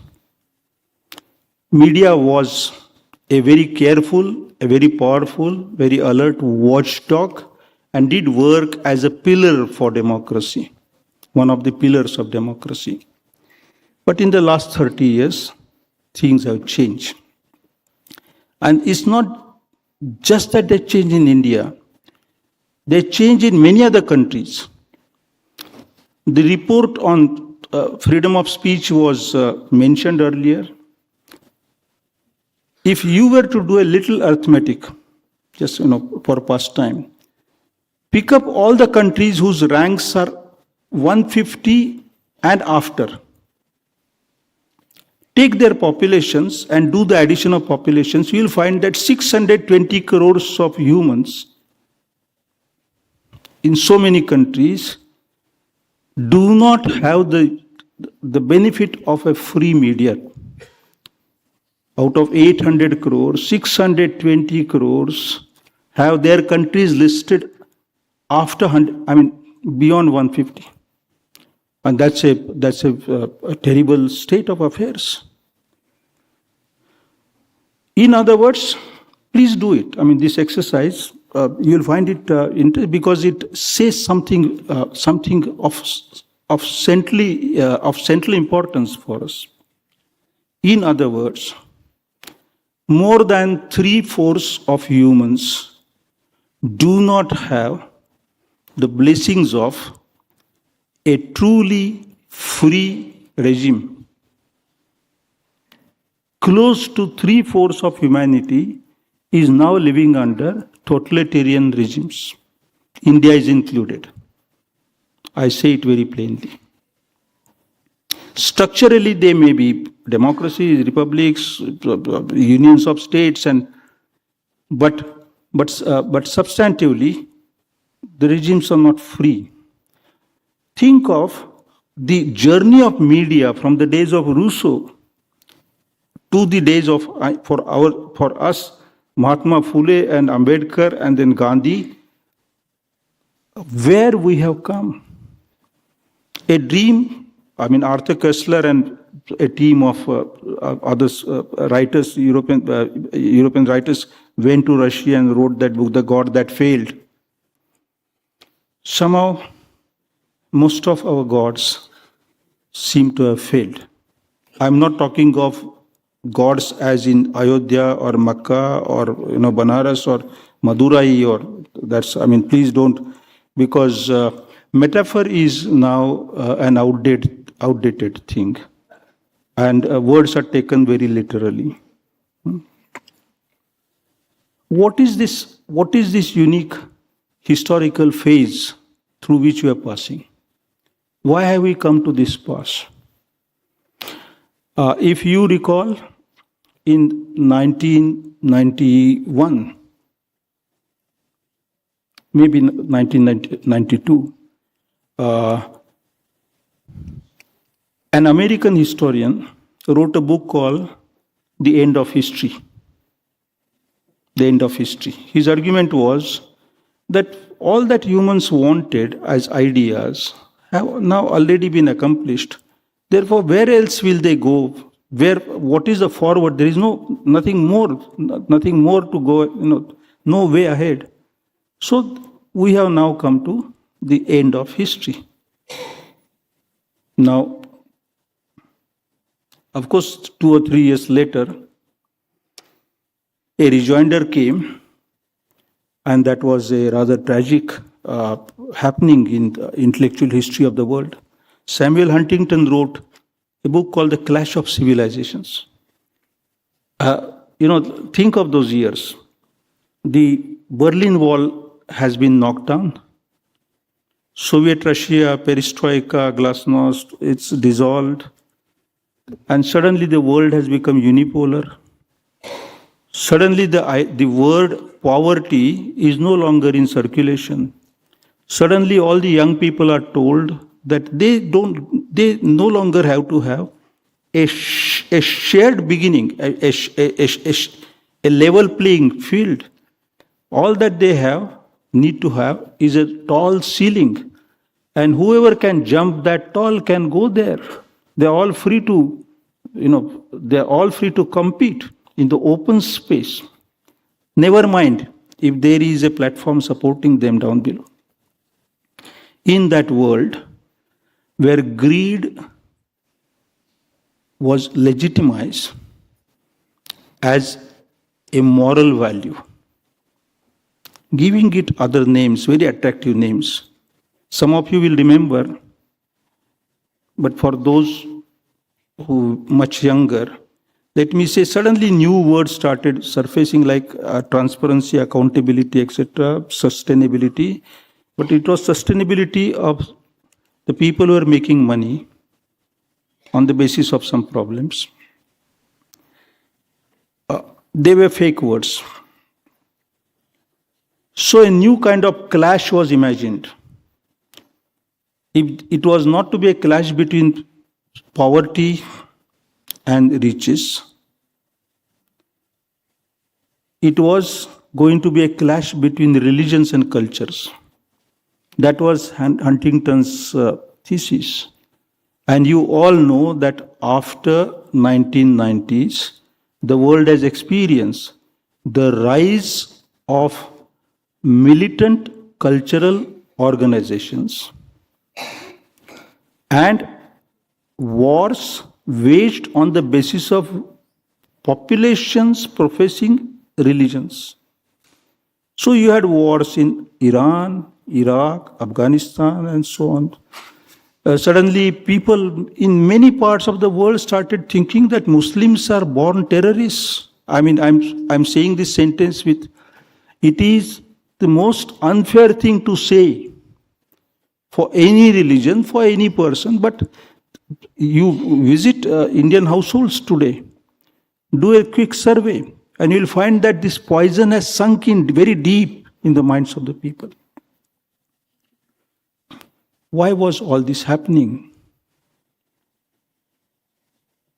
There were some larger changes taking place, and I'll go a little faster in describing those changes. 3 types of silence was being imposed on people. The first silence was by autocratic regimes trying to silence the people under those regimes.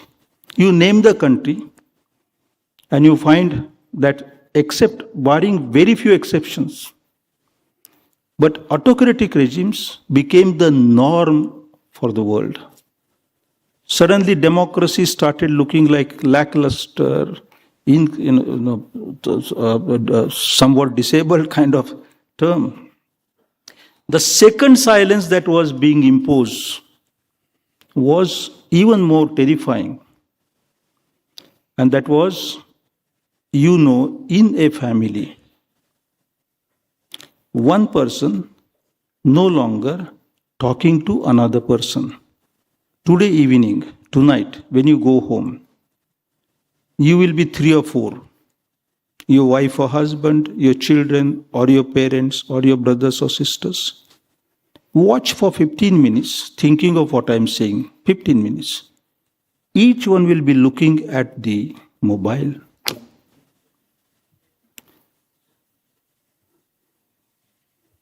There was a time when I was a student in England, and when I traveled in trains, I found that people used to hide their faces in newspapers, but most probably they're reading those newspapers. Today, you travel in any train, you'll find that people no longer talk. They are absorbed, they're drawn into, they're being pushed into a world which is not real world, but it is described as virtual world. It's a world made of digits, not of material, not of matter as we understand in physics. And digits are not non-material. These are digits, they are constructing a new universe, and we are all fast drowning ourselves into that universe in such a way that we no longer speak to the person sitting or standing next to us, or walking in front of us, or walking behind us. Silence is surrounding our social existence. That actually facilitates autocratic regimes' imposition of silence on the citizens indirectly. This virtual world, this cyberspace, or whatever you call it, perhaps connects us to all times at the same time. The past, future, and the present collapse together. It can perhaps allow us to travel outside the Earth atmosphere and the magnetic field of the Earth, get into other planets and so on. But that has created a new zone of silence. And that silence is surrounding us. There is a third kind of silence that dominates our life. And I find it even more terrifying than the silence or aphasia induced by the cyberspace in human societies. The third kind of silence is, I know as a student of languages, that humans have been speaking language for last 70,000 years at least, and much longer. But for the last 70,000 years, ever since out of Africa man started wandering in all continents and settled, including in our part of the world and other parts of the world, humans could weaponize language. Language was like fire, like flints. Language was a weapon. Humans could weaponize and secure their lives. Humans created new languages when they settled in different places. For instance, out of Africa, persons came here, and where there was food in plenty, like game, animals to hunt, and fruit, and to collect, and later, much later, agriculture, where there was food in plenty. Small clutches of people, groups of people settled, and then they developed their earlier language into a new kind of language. So many languages flourished. At the moment, when I say at the moment, in 1990, when this new change was taking place, the world knew of about 7,000 living languages. The prediction is that in another 20 years, we're in 2024, by, some people are talking of 2047. I do not know what is going to happen in 2047, but I know one thing for sure, that about 2/3 of 6,000 human languages will have disappeared. Language death is an epidemic which surrounds us. Lot of research is done on this, why it is happening. In my written lecture, I refer to some of it, but very briefly I can tell you that the evolutionary biologists are saying that the human brain, which analyzes language, which relates to the world through language, uses a particular part of the brain. It is called the Broca's lobe. The human brain seems to have developed a fatigue in Broca's lobe. Just as when our ancestors were doing agriculture, they did not have fatigue in the spine. But ever since we started sitting on chairs and sofas and offices and urbanization, the spine has a fatigue. You don't like to bend too much. In fact, bending is an insult word today. It should have been a word of pride, but it's an insult. Aerobics is the nice name given for that now, when it is nice. So Broca's lobe has developed fatigue, and it is the prefrontal part, the cortex, that is analyzing the world through visuals, not through oral signals. What I am saying is, in a little while, maybe a century, maybe a century and a half, maybe 2 centuries, but not beyond that, humans will have stopped using language as they have used it for last 70,000 years. A new kind of silence is surrounding us. It is these three, the silence zones, the state against the society, the technology against social relations, social networking. Now we are wired together. We are not socially connected. And this language, which is disappearing very fast, very, very fast.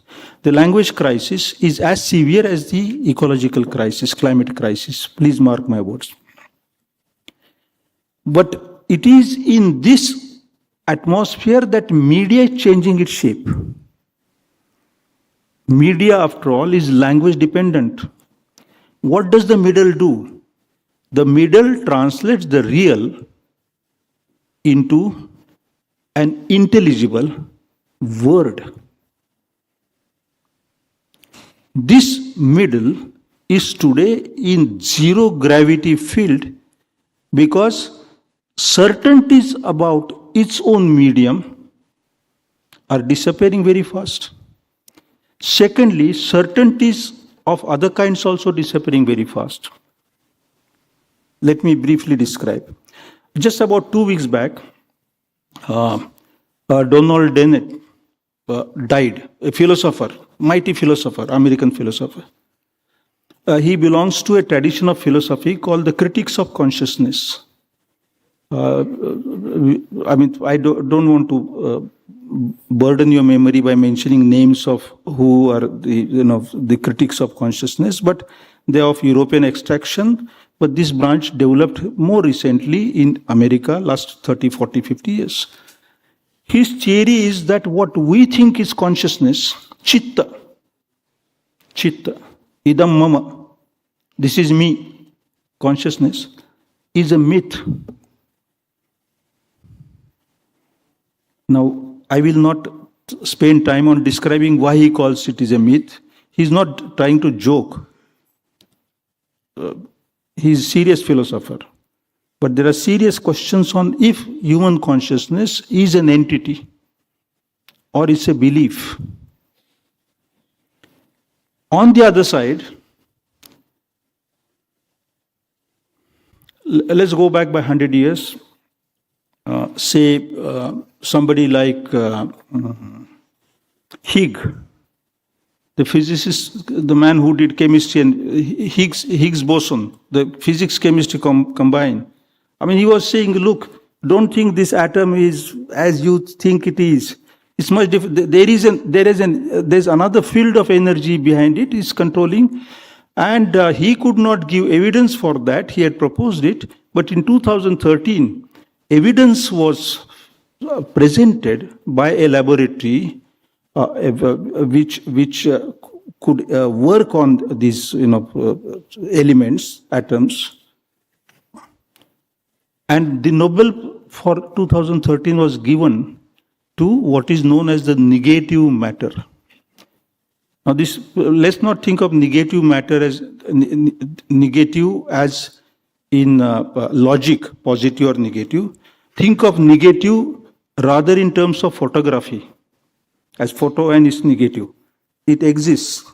It's not non-existent negative. It's an existent negative. Or let me say, those who study literature, have studied literature. John Keats, while giving highest praise to William Shakespeare, had said, Shakespeare is somebody who can remain fixed amidst uncertainties. He has a negative capability. So he was talking about positive qualities, negative. So in that sense, negative matter.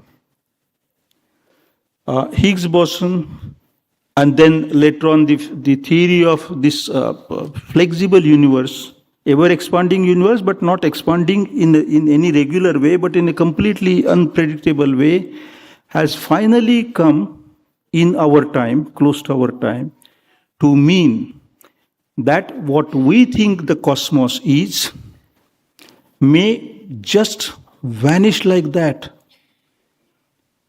It won't take these 14 billion years, since the Big Bang, our time, another 14 billion of 100 billion years, but it might just go away. Now, I will not get into those theories of physics and astrophysics and chemistry. All that I'm saying is, if the phenomenal world surrounding us, the cosmos, the universe, has come under scanner and has become questionable on one side, and if the consciousness has also become questionable on the other side, what will the middle do? The middle, the median, the madhyama was supposed to relate the real with the consciousness of the readers. But if both have become questionable, what the hell will madhyam do? What is the role of media? That question has been apart from all the legislation, all the rules and regulations that change about investment of companies into media houses and media houses investment in companies, all that is correct. But I'm thinking of a larger problem. In such times of great uncertainties, how shall we keep the values like progressive politics and liberal society alive? The answer is, you want me to stop? Give me 2 minutes, or have I far exceeded the time? And can I take 2-3 minutes more? Yeah. You see, the mockery that we see today of what is truth in terms of post-truth, deep fake, real fake. I mean, there will be real fake, very genuine fake, deep fake, marginal fake, all that. Let's go beyond that. I think the role of media in future is to create new kind of certainties. Those certainties are not about fixed things, but about dynamic things. Dynamic things. If the cosmos is dynamic and not fixed, as it was once described in some geometric figure or Newtonic physics, or let's think of creating, and when I say fixed, creating a fixed image of the cosmos, the universe, it simply means developing a full understanding of what it is. When the fullness of it is understood, or it is understood fully, it becomes, in a way, fixed for us. It becomes a constant. Every constant is not steady. Most constants are moving, and yet constants are constants. Like our days are days, and months are months, and seasons are seasons. While the earth is moving, rotating around itself, revolving around the sun, still there is constant. We need journalists who understand dynamics and the essentials of the dynamics, to create constants out of extremely fluid, extremely dynamic situations, both reality and the consciousness understanding, and give thereby credibility to both. Today, the credibility of the cosmos is disappearing, the credibility of consciousness is disappearing. Consciousness is becoming a mere matter of fake surveys, opinion polls, completely fake opinion polls, not understanding complexities at all.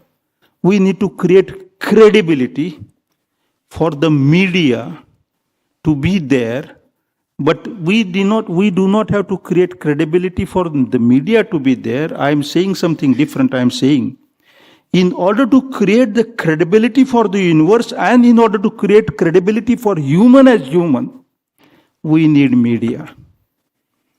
It's a completely different role. And that role becomes possible only if that role is founded in beliefs, shraddha, in values such as progressive politics and liberal society. Hang on, don't clap. In order to have a liberal society, you need to have a society. And in order to have a progressive politics, you need to have an idea of what progress is. Before us, there are two types of progress charts hanging in the open.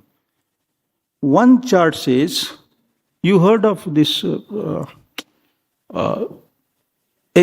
idea of constructing a shell outside the earth for trapping all energy. You heard of this? No.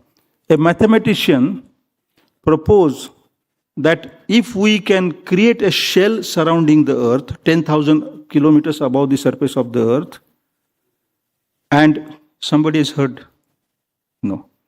And if we can, with a remote, open it and shut it and trap all the sun's energy, we will have 1 trillion times more units for use of every individual energy in such a way that you can have your evening coffee in Chennai, have your dinner on Jupiter, and then return to the earth for your night sleep.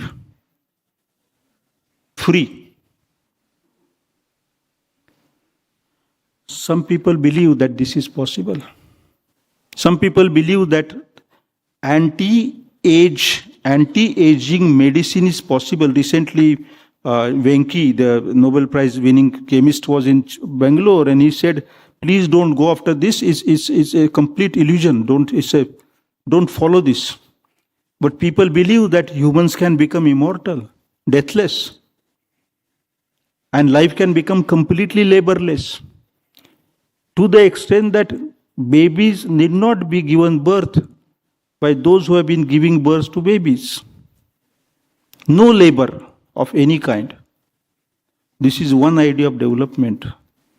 The other idea, which is before us, a future, prospectus of the future, hanging loosely before us, is that we will use all the resources of this earth, overuse them, to the extent that we leave this earth as a charred planet. And with us, Homo sapien as it is, having reduced all competition, having removed all other animals like humans, hominids, in the past. I mean, we finish Neanderthal, we finish Homo erectus, we finish all our cousins. Now we are trying to finish ourselves, but we'll also finish all other species, life species. We don't know whether we will end up turning this earth into a all-enveloping graveyard, or we will become like Homo Deus, gods wandering in the space, outer space, with the use of this, trillion units of energy, which is available at our. I think media needs to bring humanity back to उसको भान पे लाने की इंसान को सभानता देने के लिए माध्यमों की गरज है. Media needs to bring humans back to their consciousness. Sorry, conscience, not consciousness, conscience.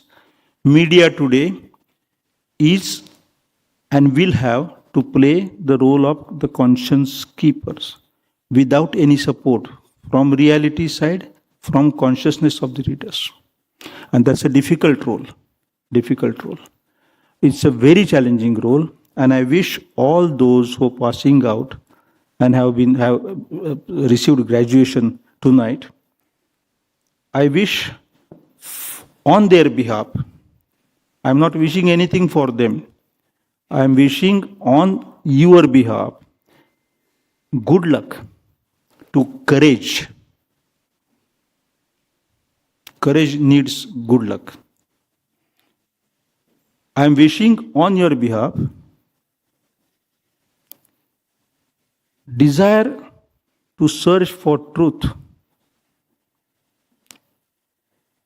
Let me hope that the desire to search for truth and the courage to undertake that arduous task still continue to live in our world and do not disappear in the eerie silence of the cyberspace, which brings all the impossibles together as some kind of seeming possibility.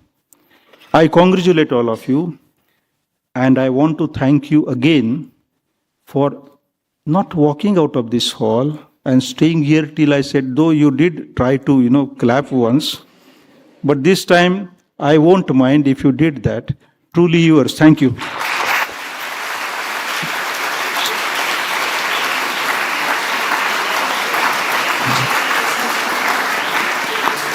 Just to set the record straight, I think that clap was a punctuation of appreciation, not a full stop to your talk. I'm sure that the students were appreciating what you were saying. Thank you, sir. So while you just have a sip of water and get ready, our students will also assemble because we're getting into the exciting part of today. You're getting your diplomas. So, quick. I want the students to quickly, on the double, come up to this side of the stage. As I've given the name list, please be here quickly. And chief guest would start giving the diplomas.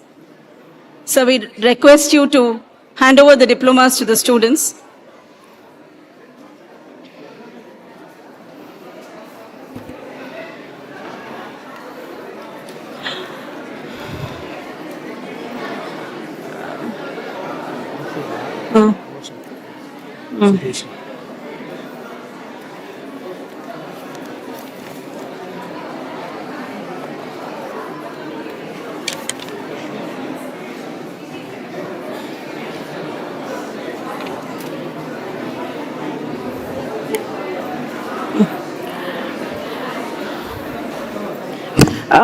Students, you would have to really be very quick. I would be calling your name and I would announce you would have to come quickly up the stage, pick up your diplomas, pose for the photo immediately and get down from this side of the stage from the right. So Ashish, we start the postgraduate diploma in integrated multimedia journalism, class of 2024 first. Ashish Jamwal, second division.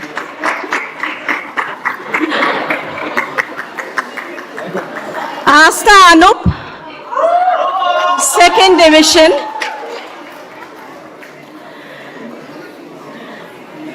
Abhirup Sengupta, high second.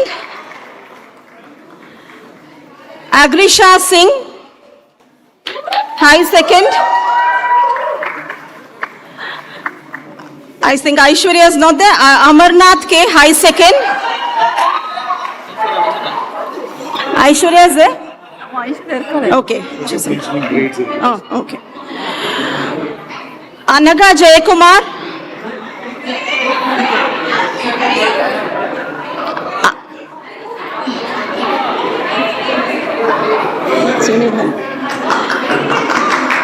Anjali K. Joshi, Ann Jacob,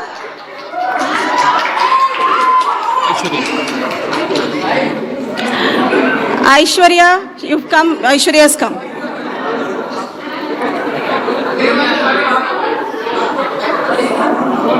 Anuj, I want the students to be up on the stage quickly. Anuj, Anushka Day, Aparajita Ray,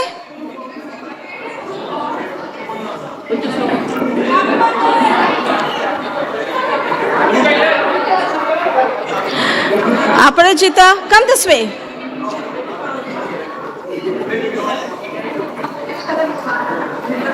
Yeah, come, Aparajita.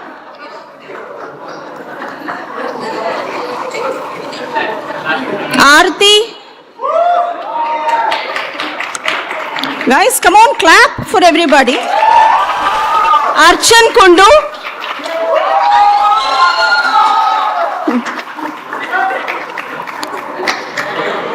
Archita Lakotia.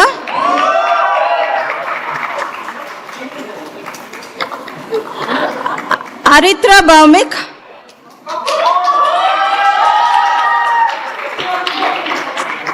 Arun Meiti.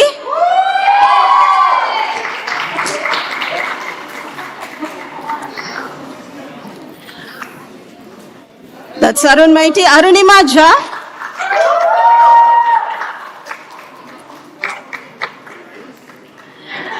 Atul Ranjan.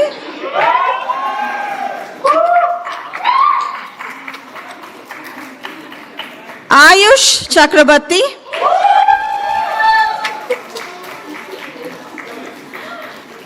Babna Barua.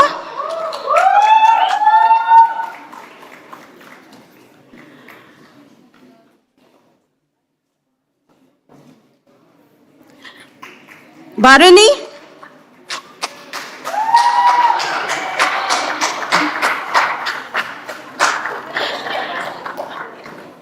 Bijisha, a scholar from Nepal.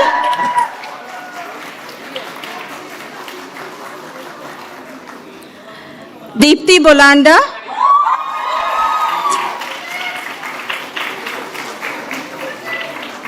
Deepti Oje.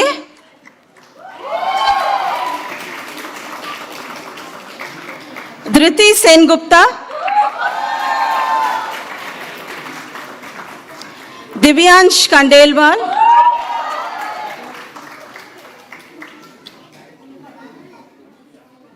Yeah, Divyansh.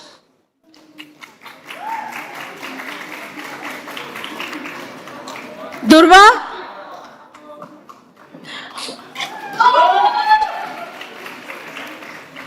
Elsa Sunny.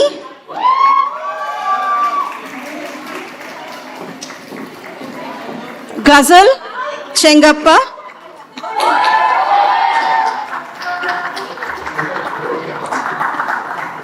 Hariharan.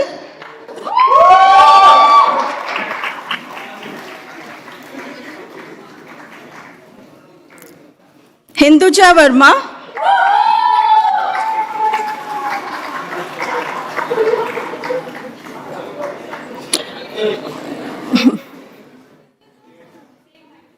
Yeah, Indrani Pal.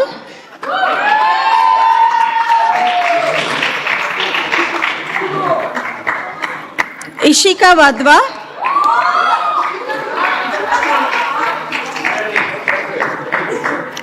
Judah Jerusalem.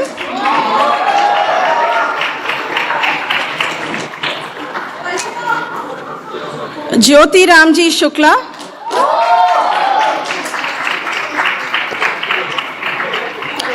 Kalinga Kumar Lenka.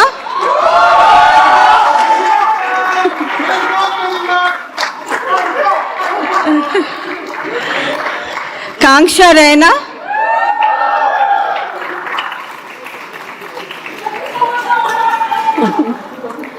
Kavita Shri.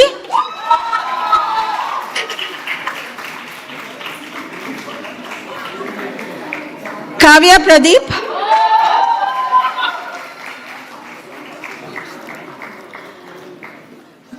Kritika Tiwari,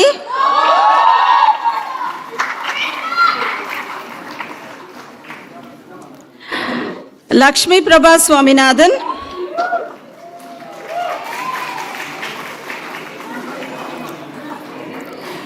Mahati Katta,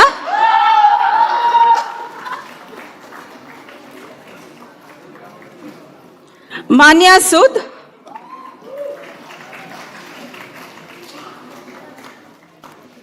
Megha Ghosh,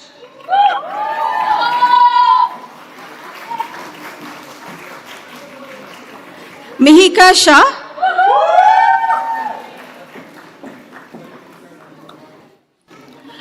Mohammed Ibrahim Mojid, a scholar from Bangladesh. He is a SAF scholar from Bangladesh. Mohammed Mukhtar,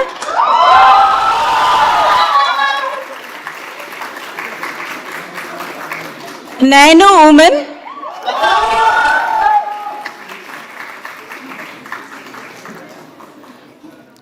Nitika Kumari,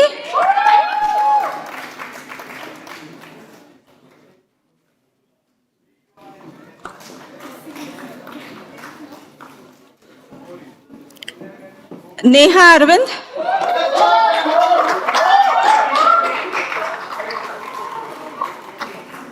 Nitika Evangeline Francis, Palak Vij, Polomi Deb,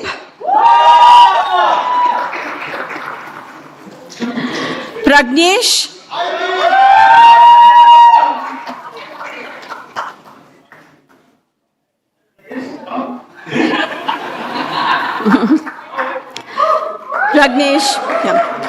Pranavesh Shivakumar, a SAF scholar from Sri Lanka, Prerna Sharma,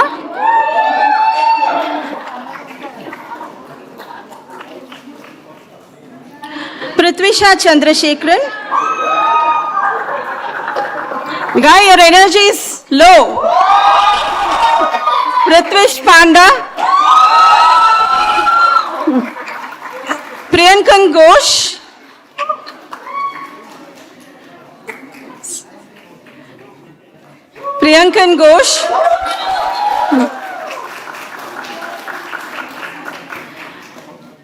Priyashmita Chaudhary,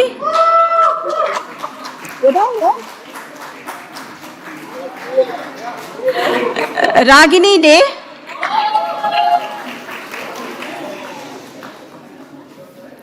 Rajdeep Saha,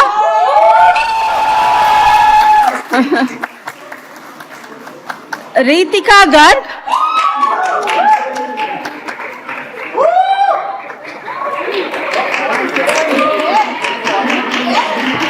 Revu Suresh,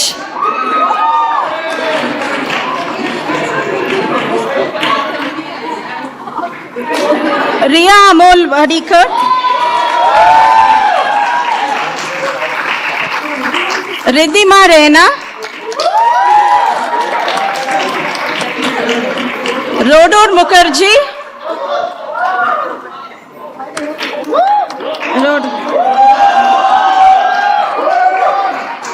Rohit Soni,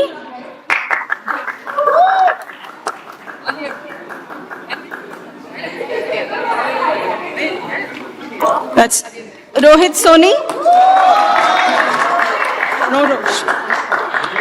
Rupesh Rajan Nair,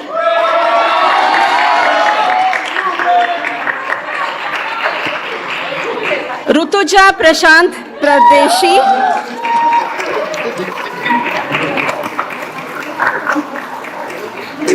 Sanju Thomas,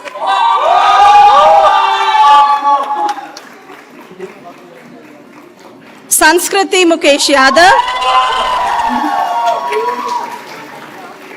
Saptak Mukherjee,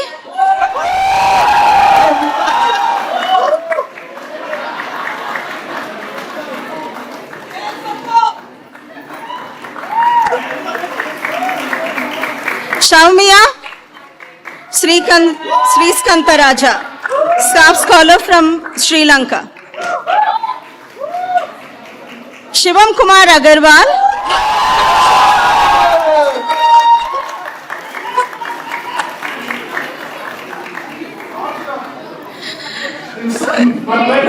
Shivam Sharma.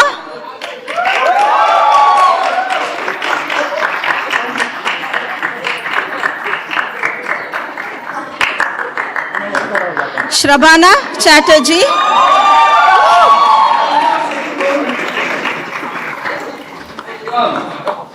Shriya Shanika Murmu.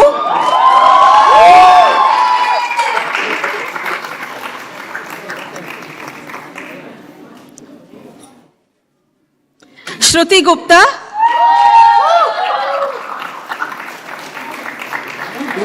Sophia Matthew.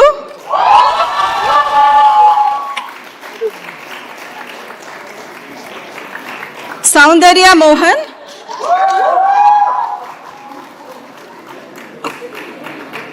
Photo. Srijana Katka. Staff scholar from Nepal.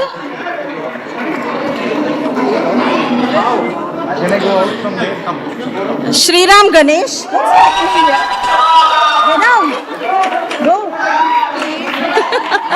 Go and stand. Ask him to move a bit. Huh? Sudeshna Ghoshal.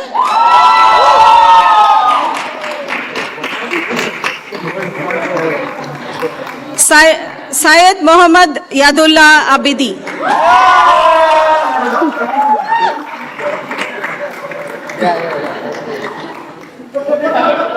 Tanishq Priya. I think you'll have to jump down. Tanya Saini.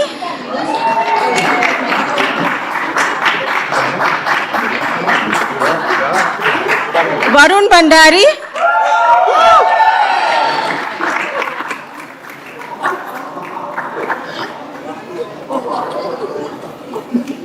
Yash Mishra.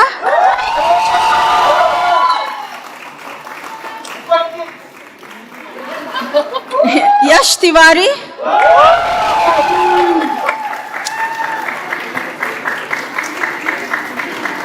And Zayed Nazir Wani.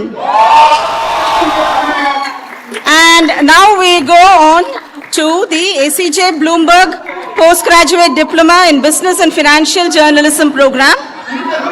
Are you ready? Abhishekta Sunkari.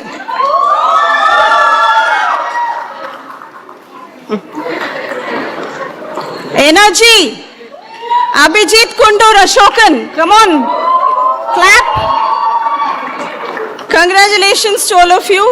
Please clap for the others. Ankita Bora.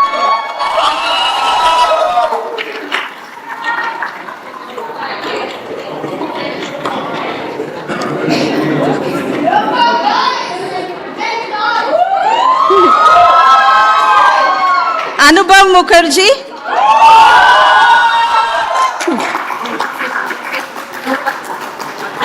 Apratim Sarkar.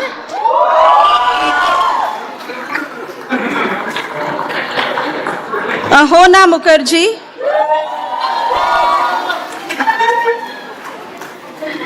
Bhageshri Banerjee.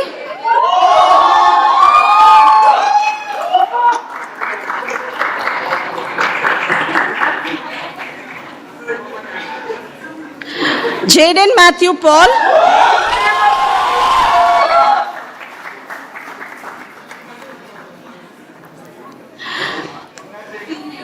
Khushi Malhotra. Khushi Malhotra.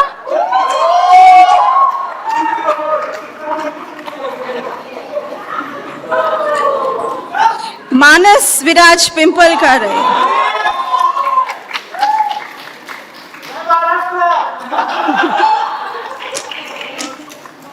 Pratishta Bagai. Bloomberg students, more energy. Preeti Soni.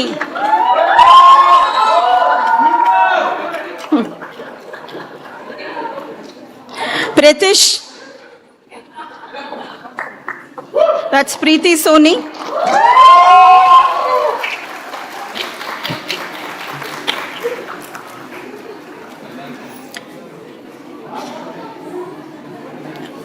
Pritish MJ.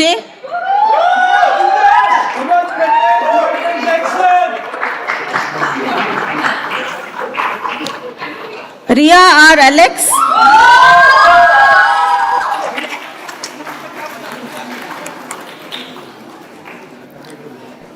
K. Rupa Kiran.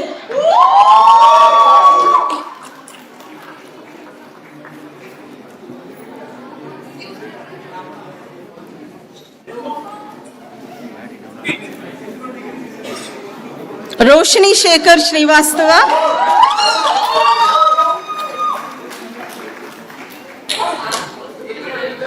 Simran Pramod Reddy.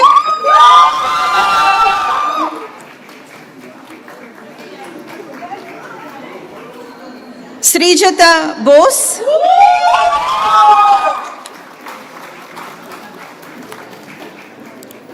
Shweta Roy.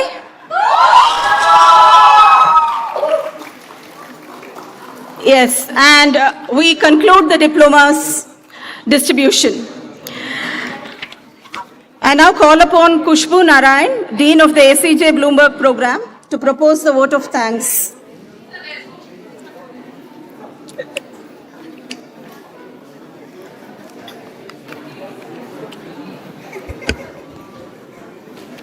Good evening, ladies and gentlemen.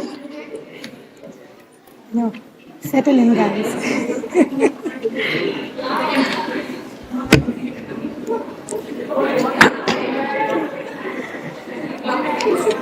I know I stand between you and dinner, but this won't take long. It's my honor and privilege to propose the vote of thanks to all those who made this day special for the ACJ community. First of all, I would like to thank our chief guest, Mr. G.N. Devy, for his highly thought-provoking speech. There were several noteworthy points for those of us practicing journalism. One, of course, is the way language and communication have evolved through the ages. As Professor Devy said, rational thought, language, and power of a sharp analysis themselves are passing through a metamorphosis thanks to technology, including AI and a highly networked society. All this necessitates journalists to think deeply about how they can get their message across to the audience. The second is Professor Devy emphasizing the importance of our commitment to the first principles of journalism. That's what will help us push back against deep fakes and disinformation in this post-truth world. Thank you, sir, for your wise words. I'm sure our freshly minted graduates will live up to these words. Excuse me. Can you, just hold on for 5 more minutes, guys. 3 minutes to be precise. Please take your seats. On the behalf of the ACJ community, we are immensely grateful to the family of journalist K.P. Narayana Kumar for instituting the Award for Social Impact Journalism. I would like to thank the family of journalist Ashish Yachuri for instituting the Ashish Yachuri Memorial Award for Photojournalism. Congratulations to award winners again. I would also like, don't try that trick with me, I would also like to express my gratitude to our jury members for the ACJ Journalism Awards, Mr. Rahul Jacob, Mr. Gautam Bhatia, and Ms. Ammu Joseph. Thank you for taking the time out to patiently go through the numerous entries we received and giving them due consideration. I would also be remiss if I don't thank the untiring Mr. Nikhil Kanikal, convener of the ACJ Awards. We would not be here today without the visionary leadership of our chairman, Mr. Shashi Kumar, Mr. N. Murli, and Ms. Radhika Menon of our Board of Trustees. Thank you for your advice and mentorship. I would also like to thank Ms. Surekha Devi, Janet Rodriguez, South Asia Managing Editor of Bloomberg, and diplomats who have joined us today and made the occasion all the more special.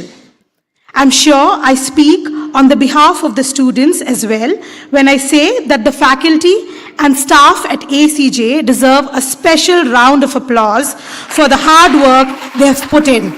Thank you.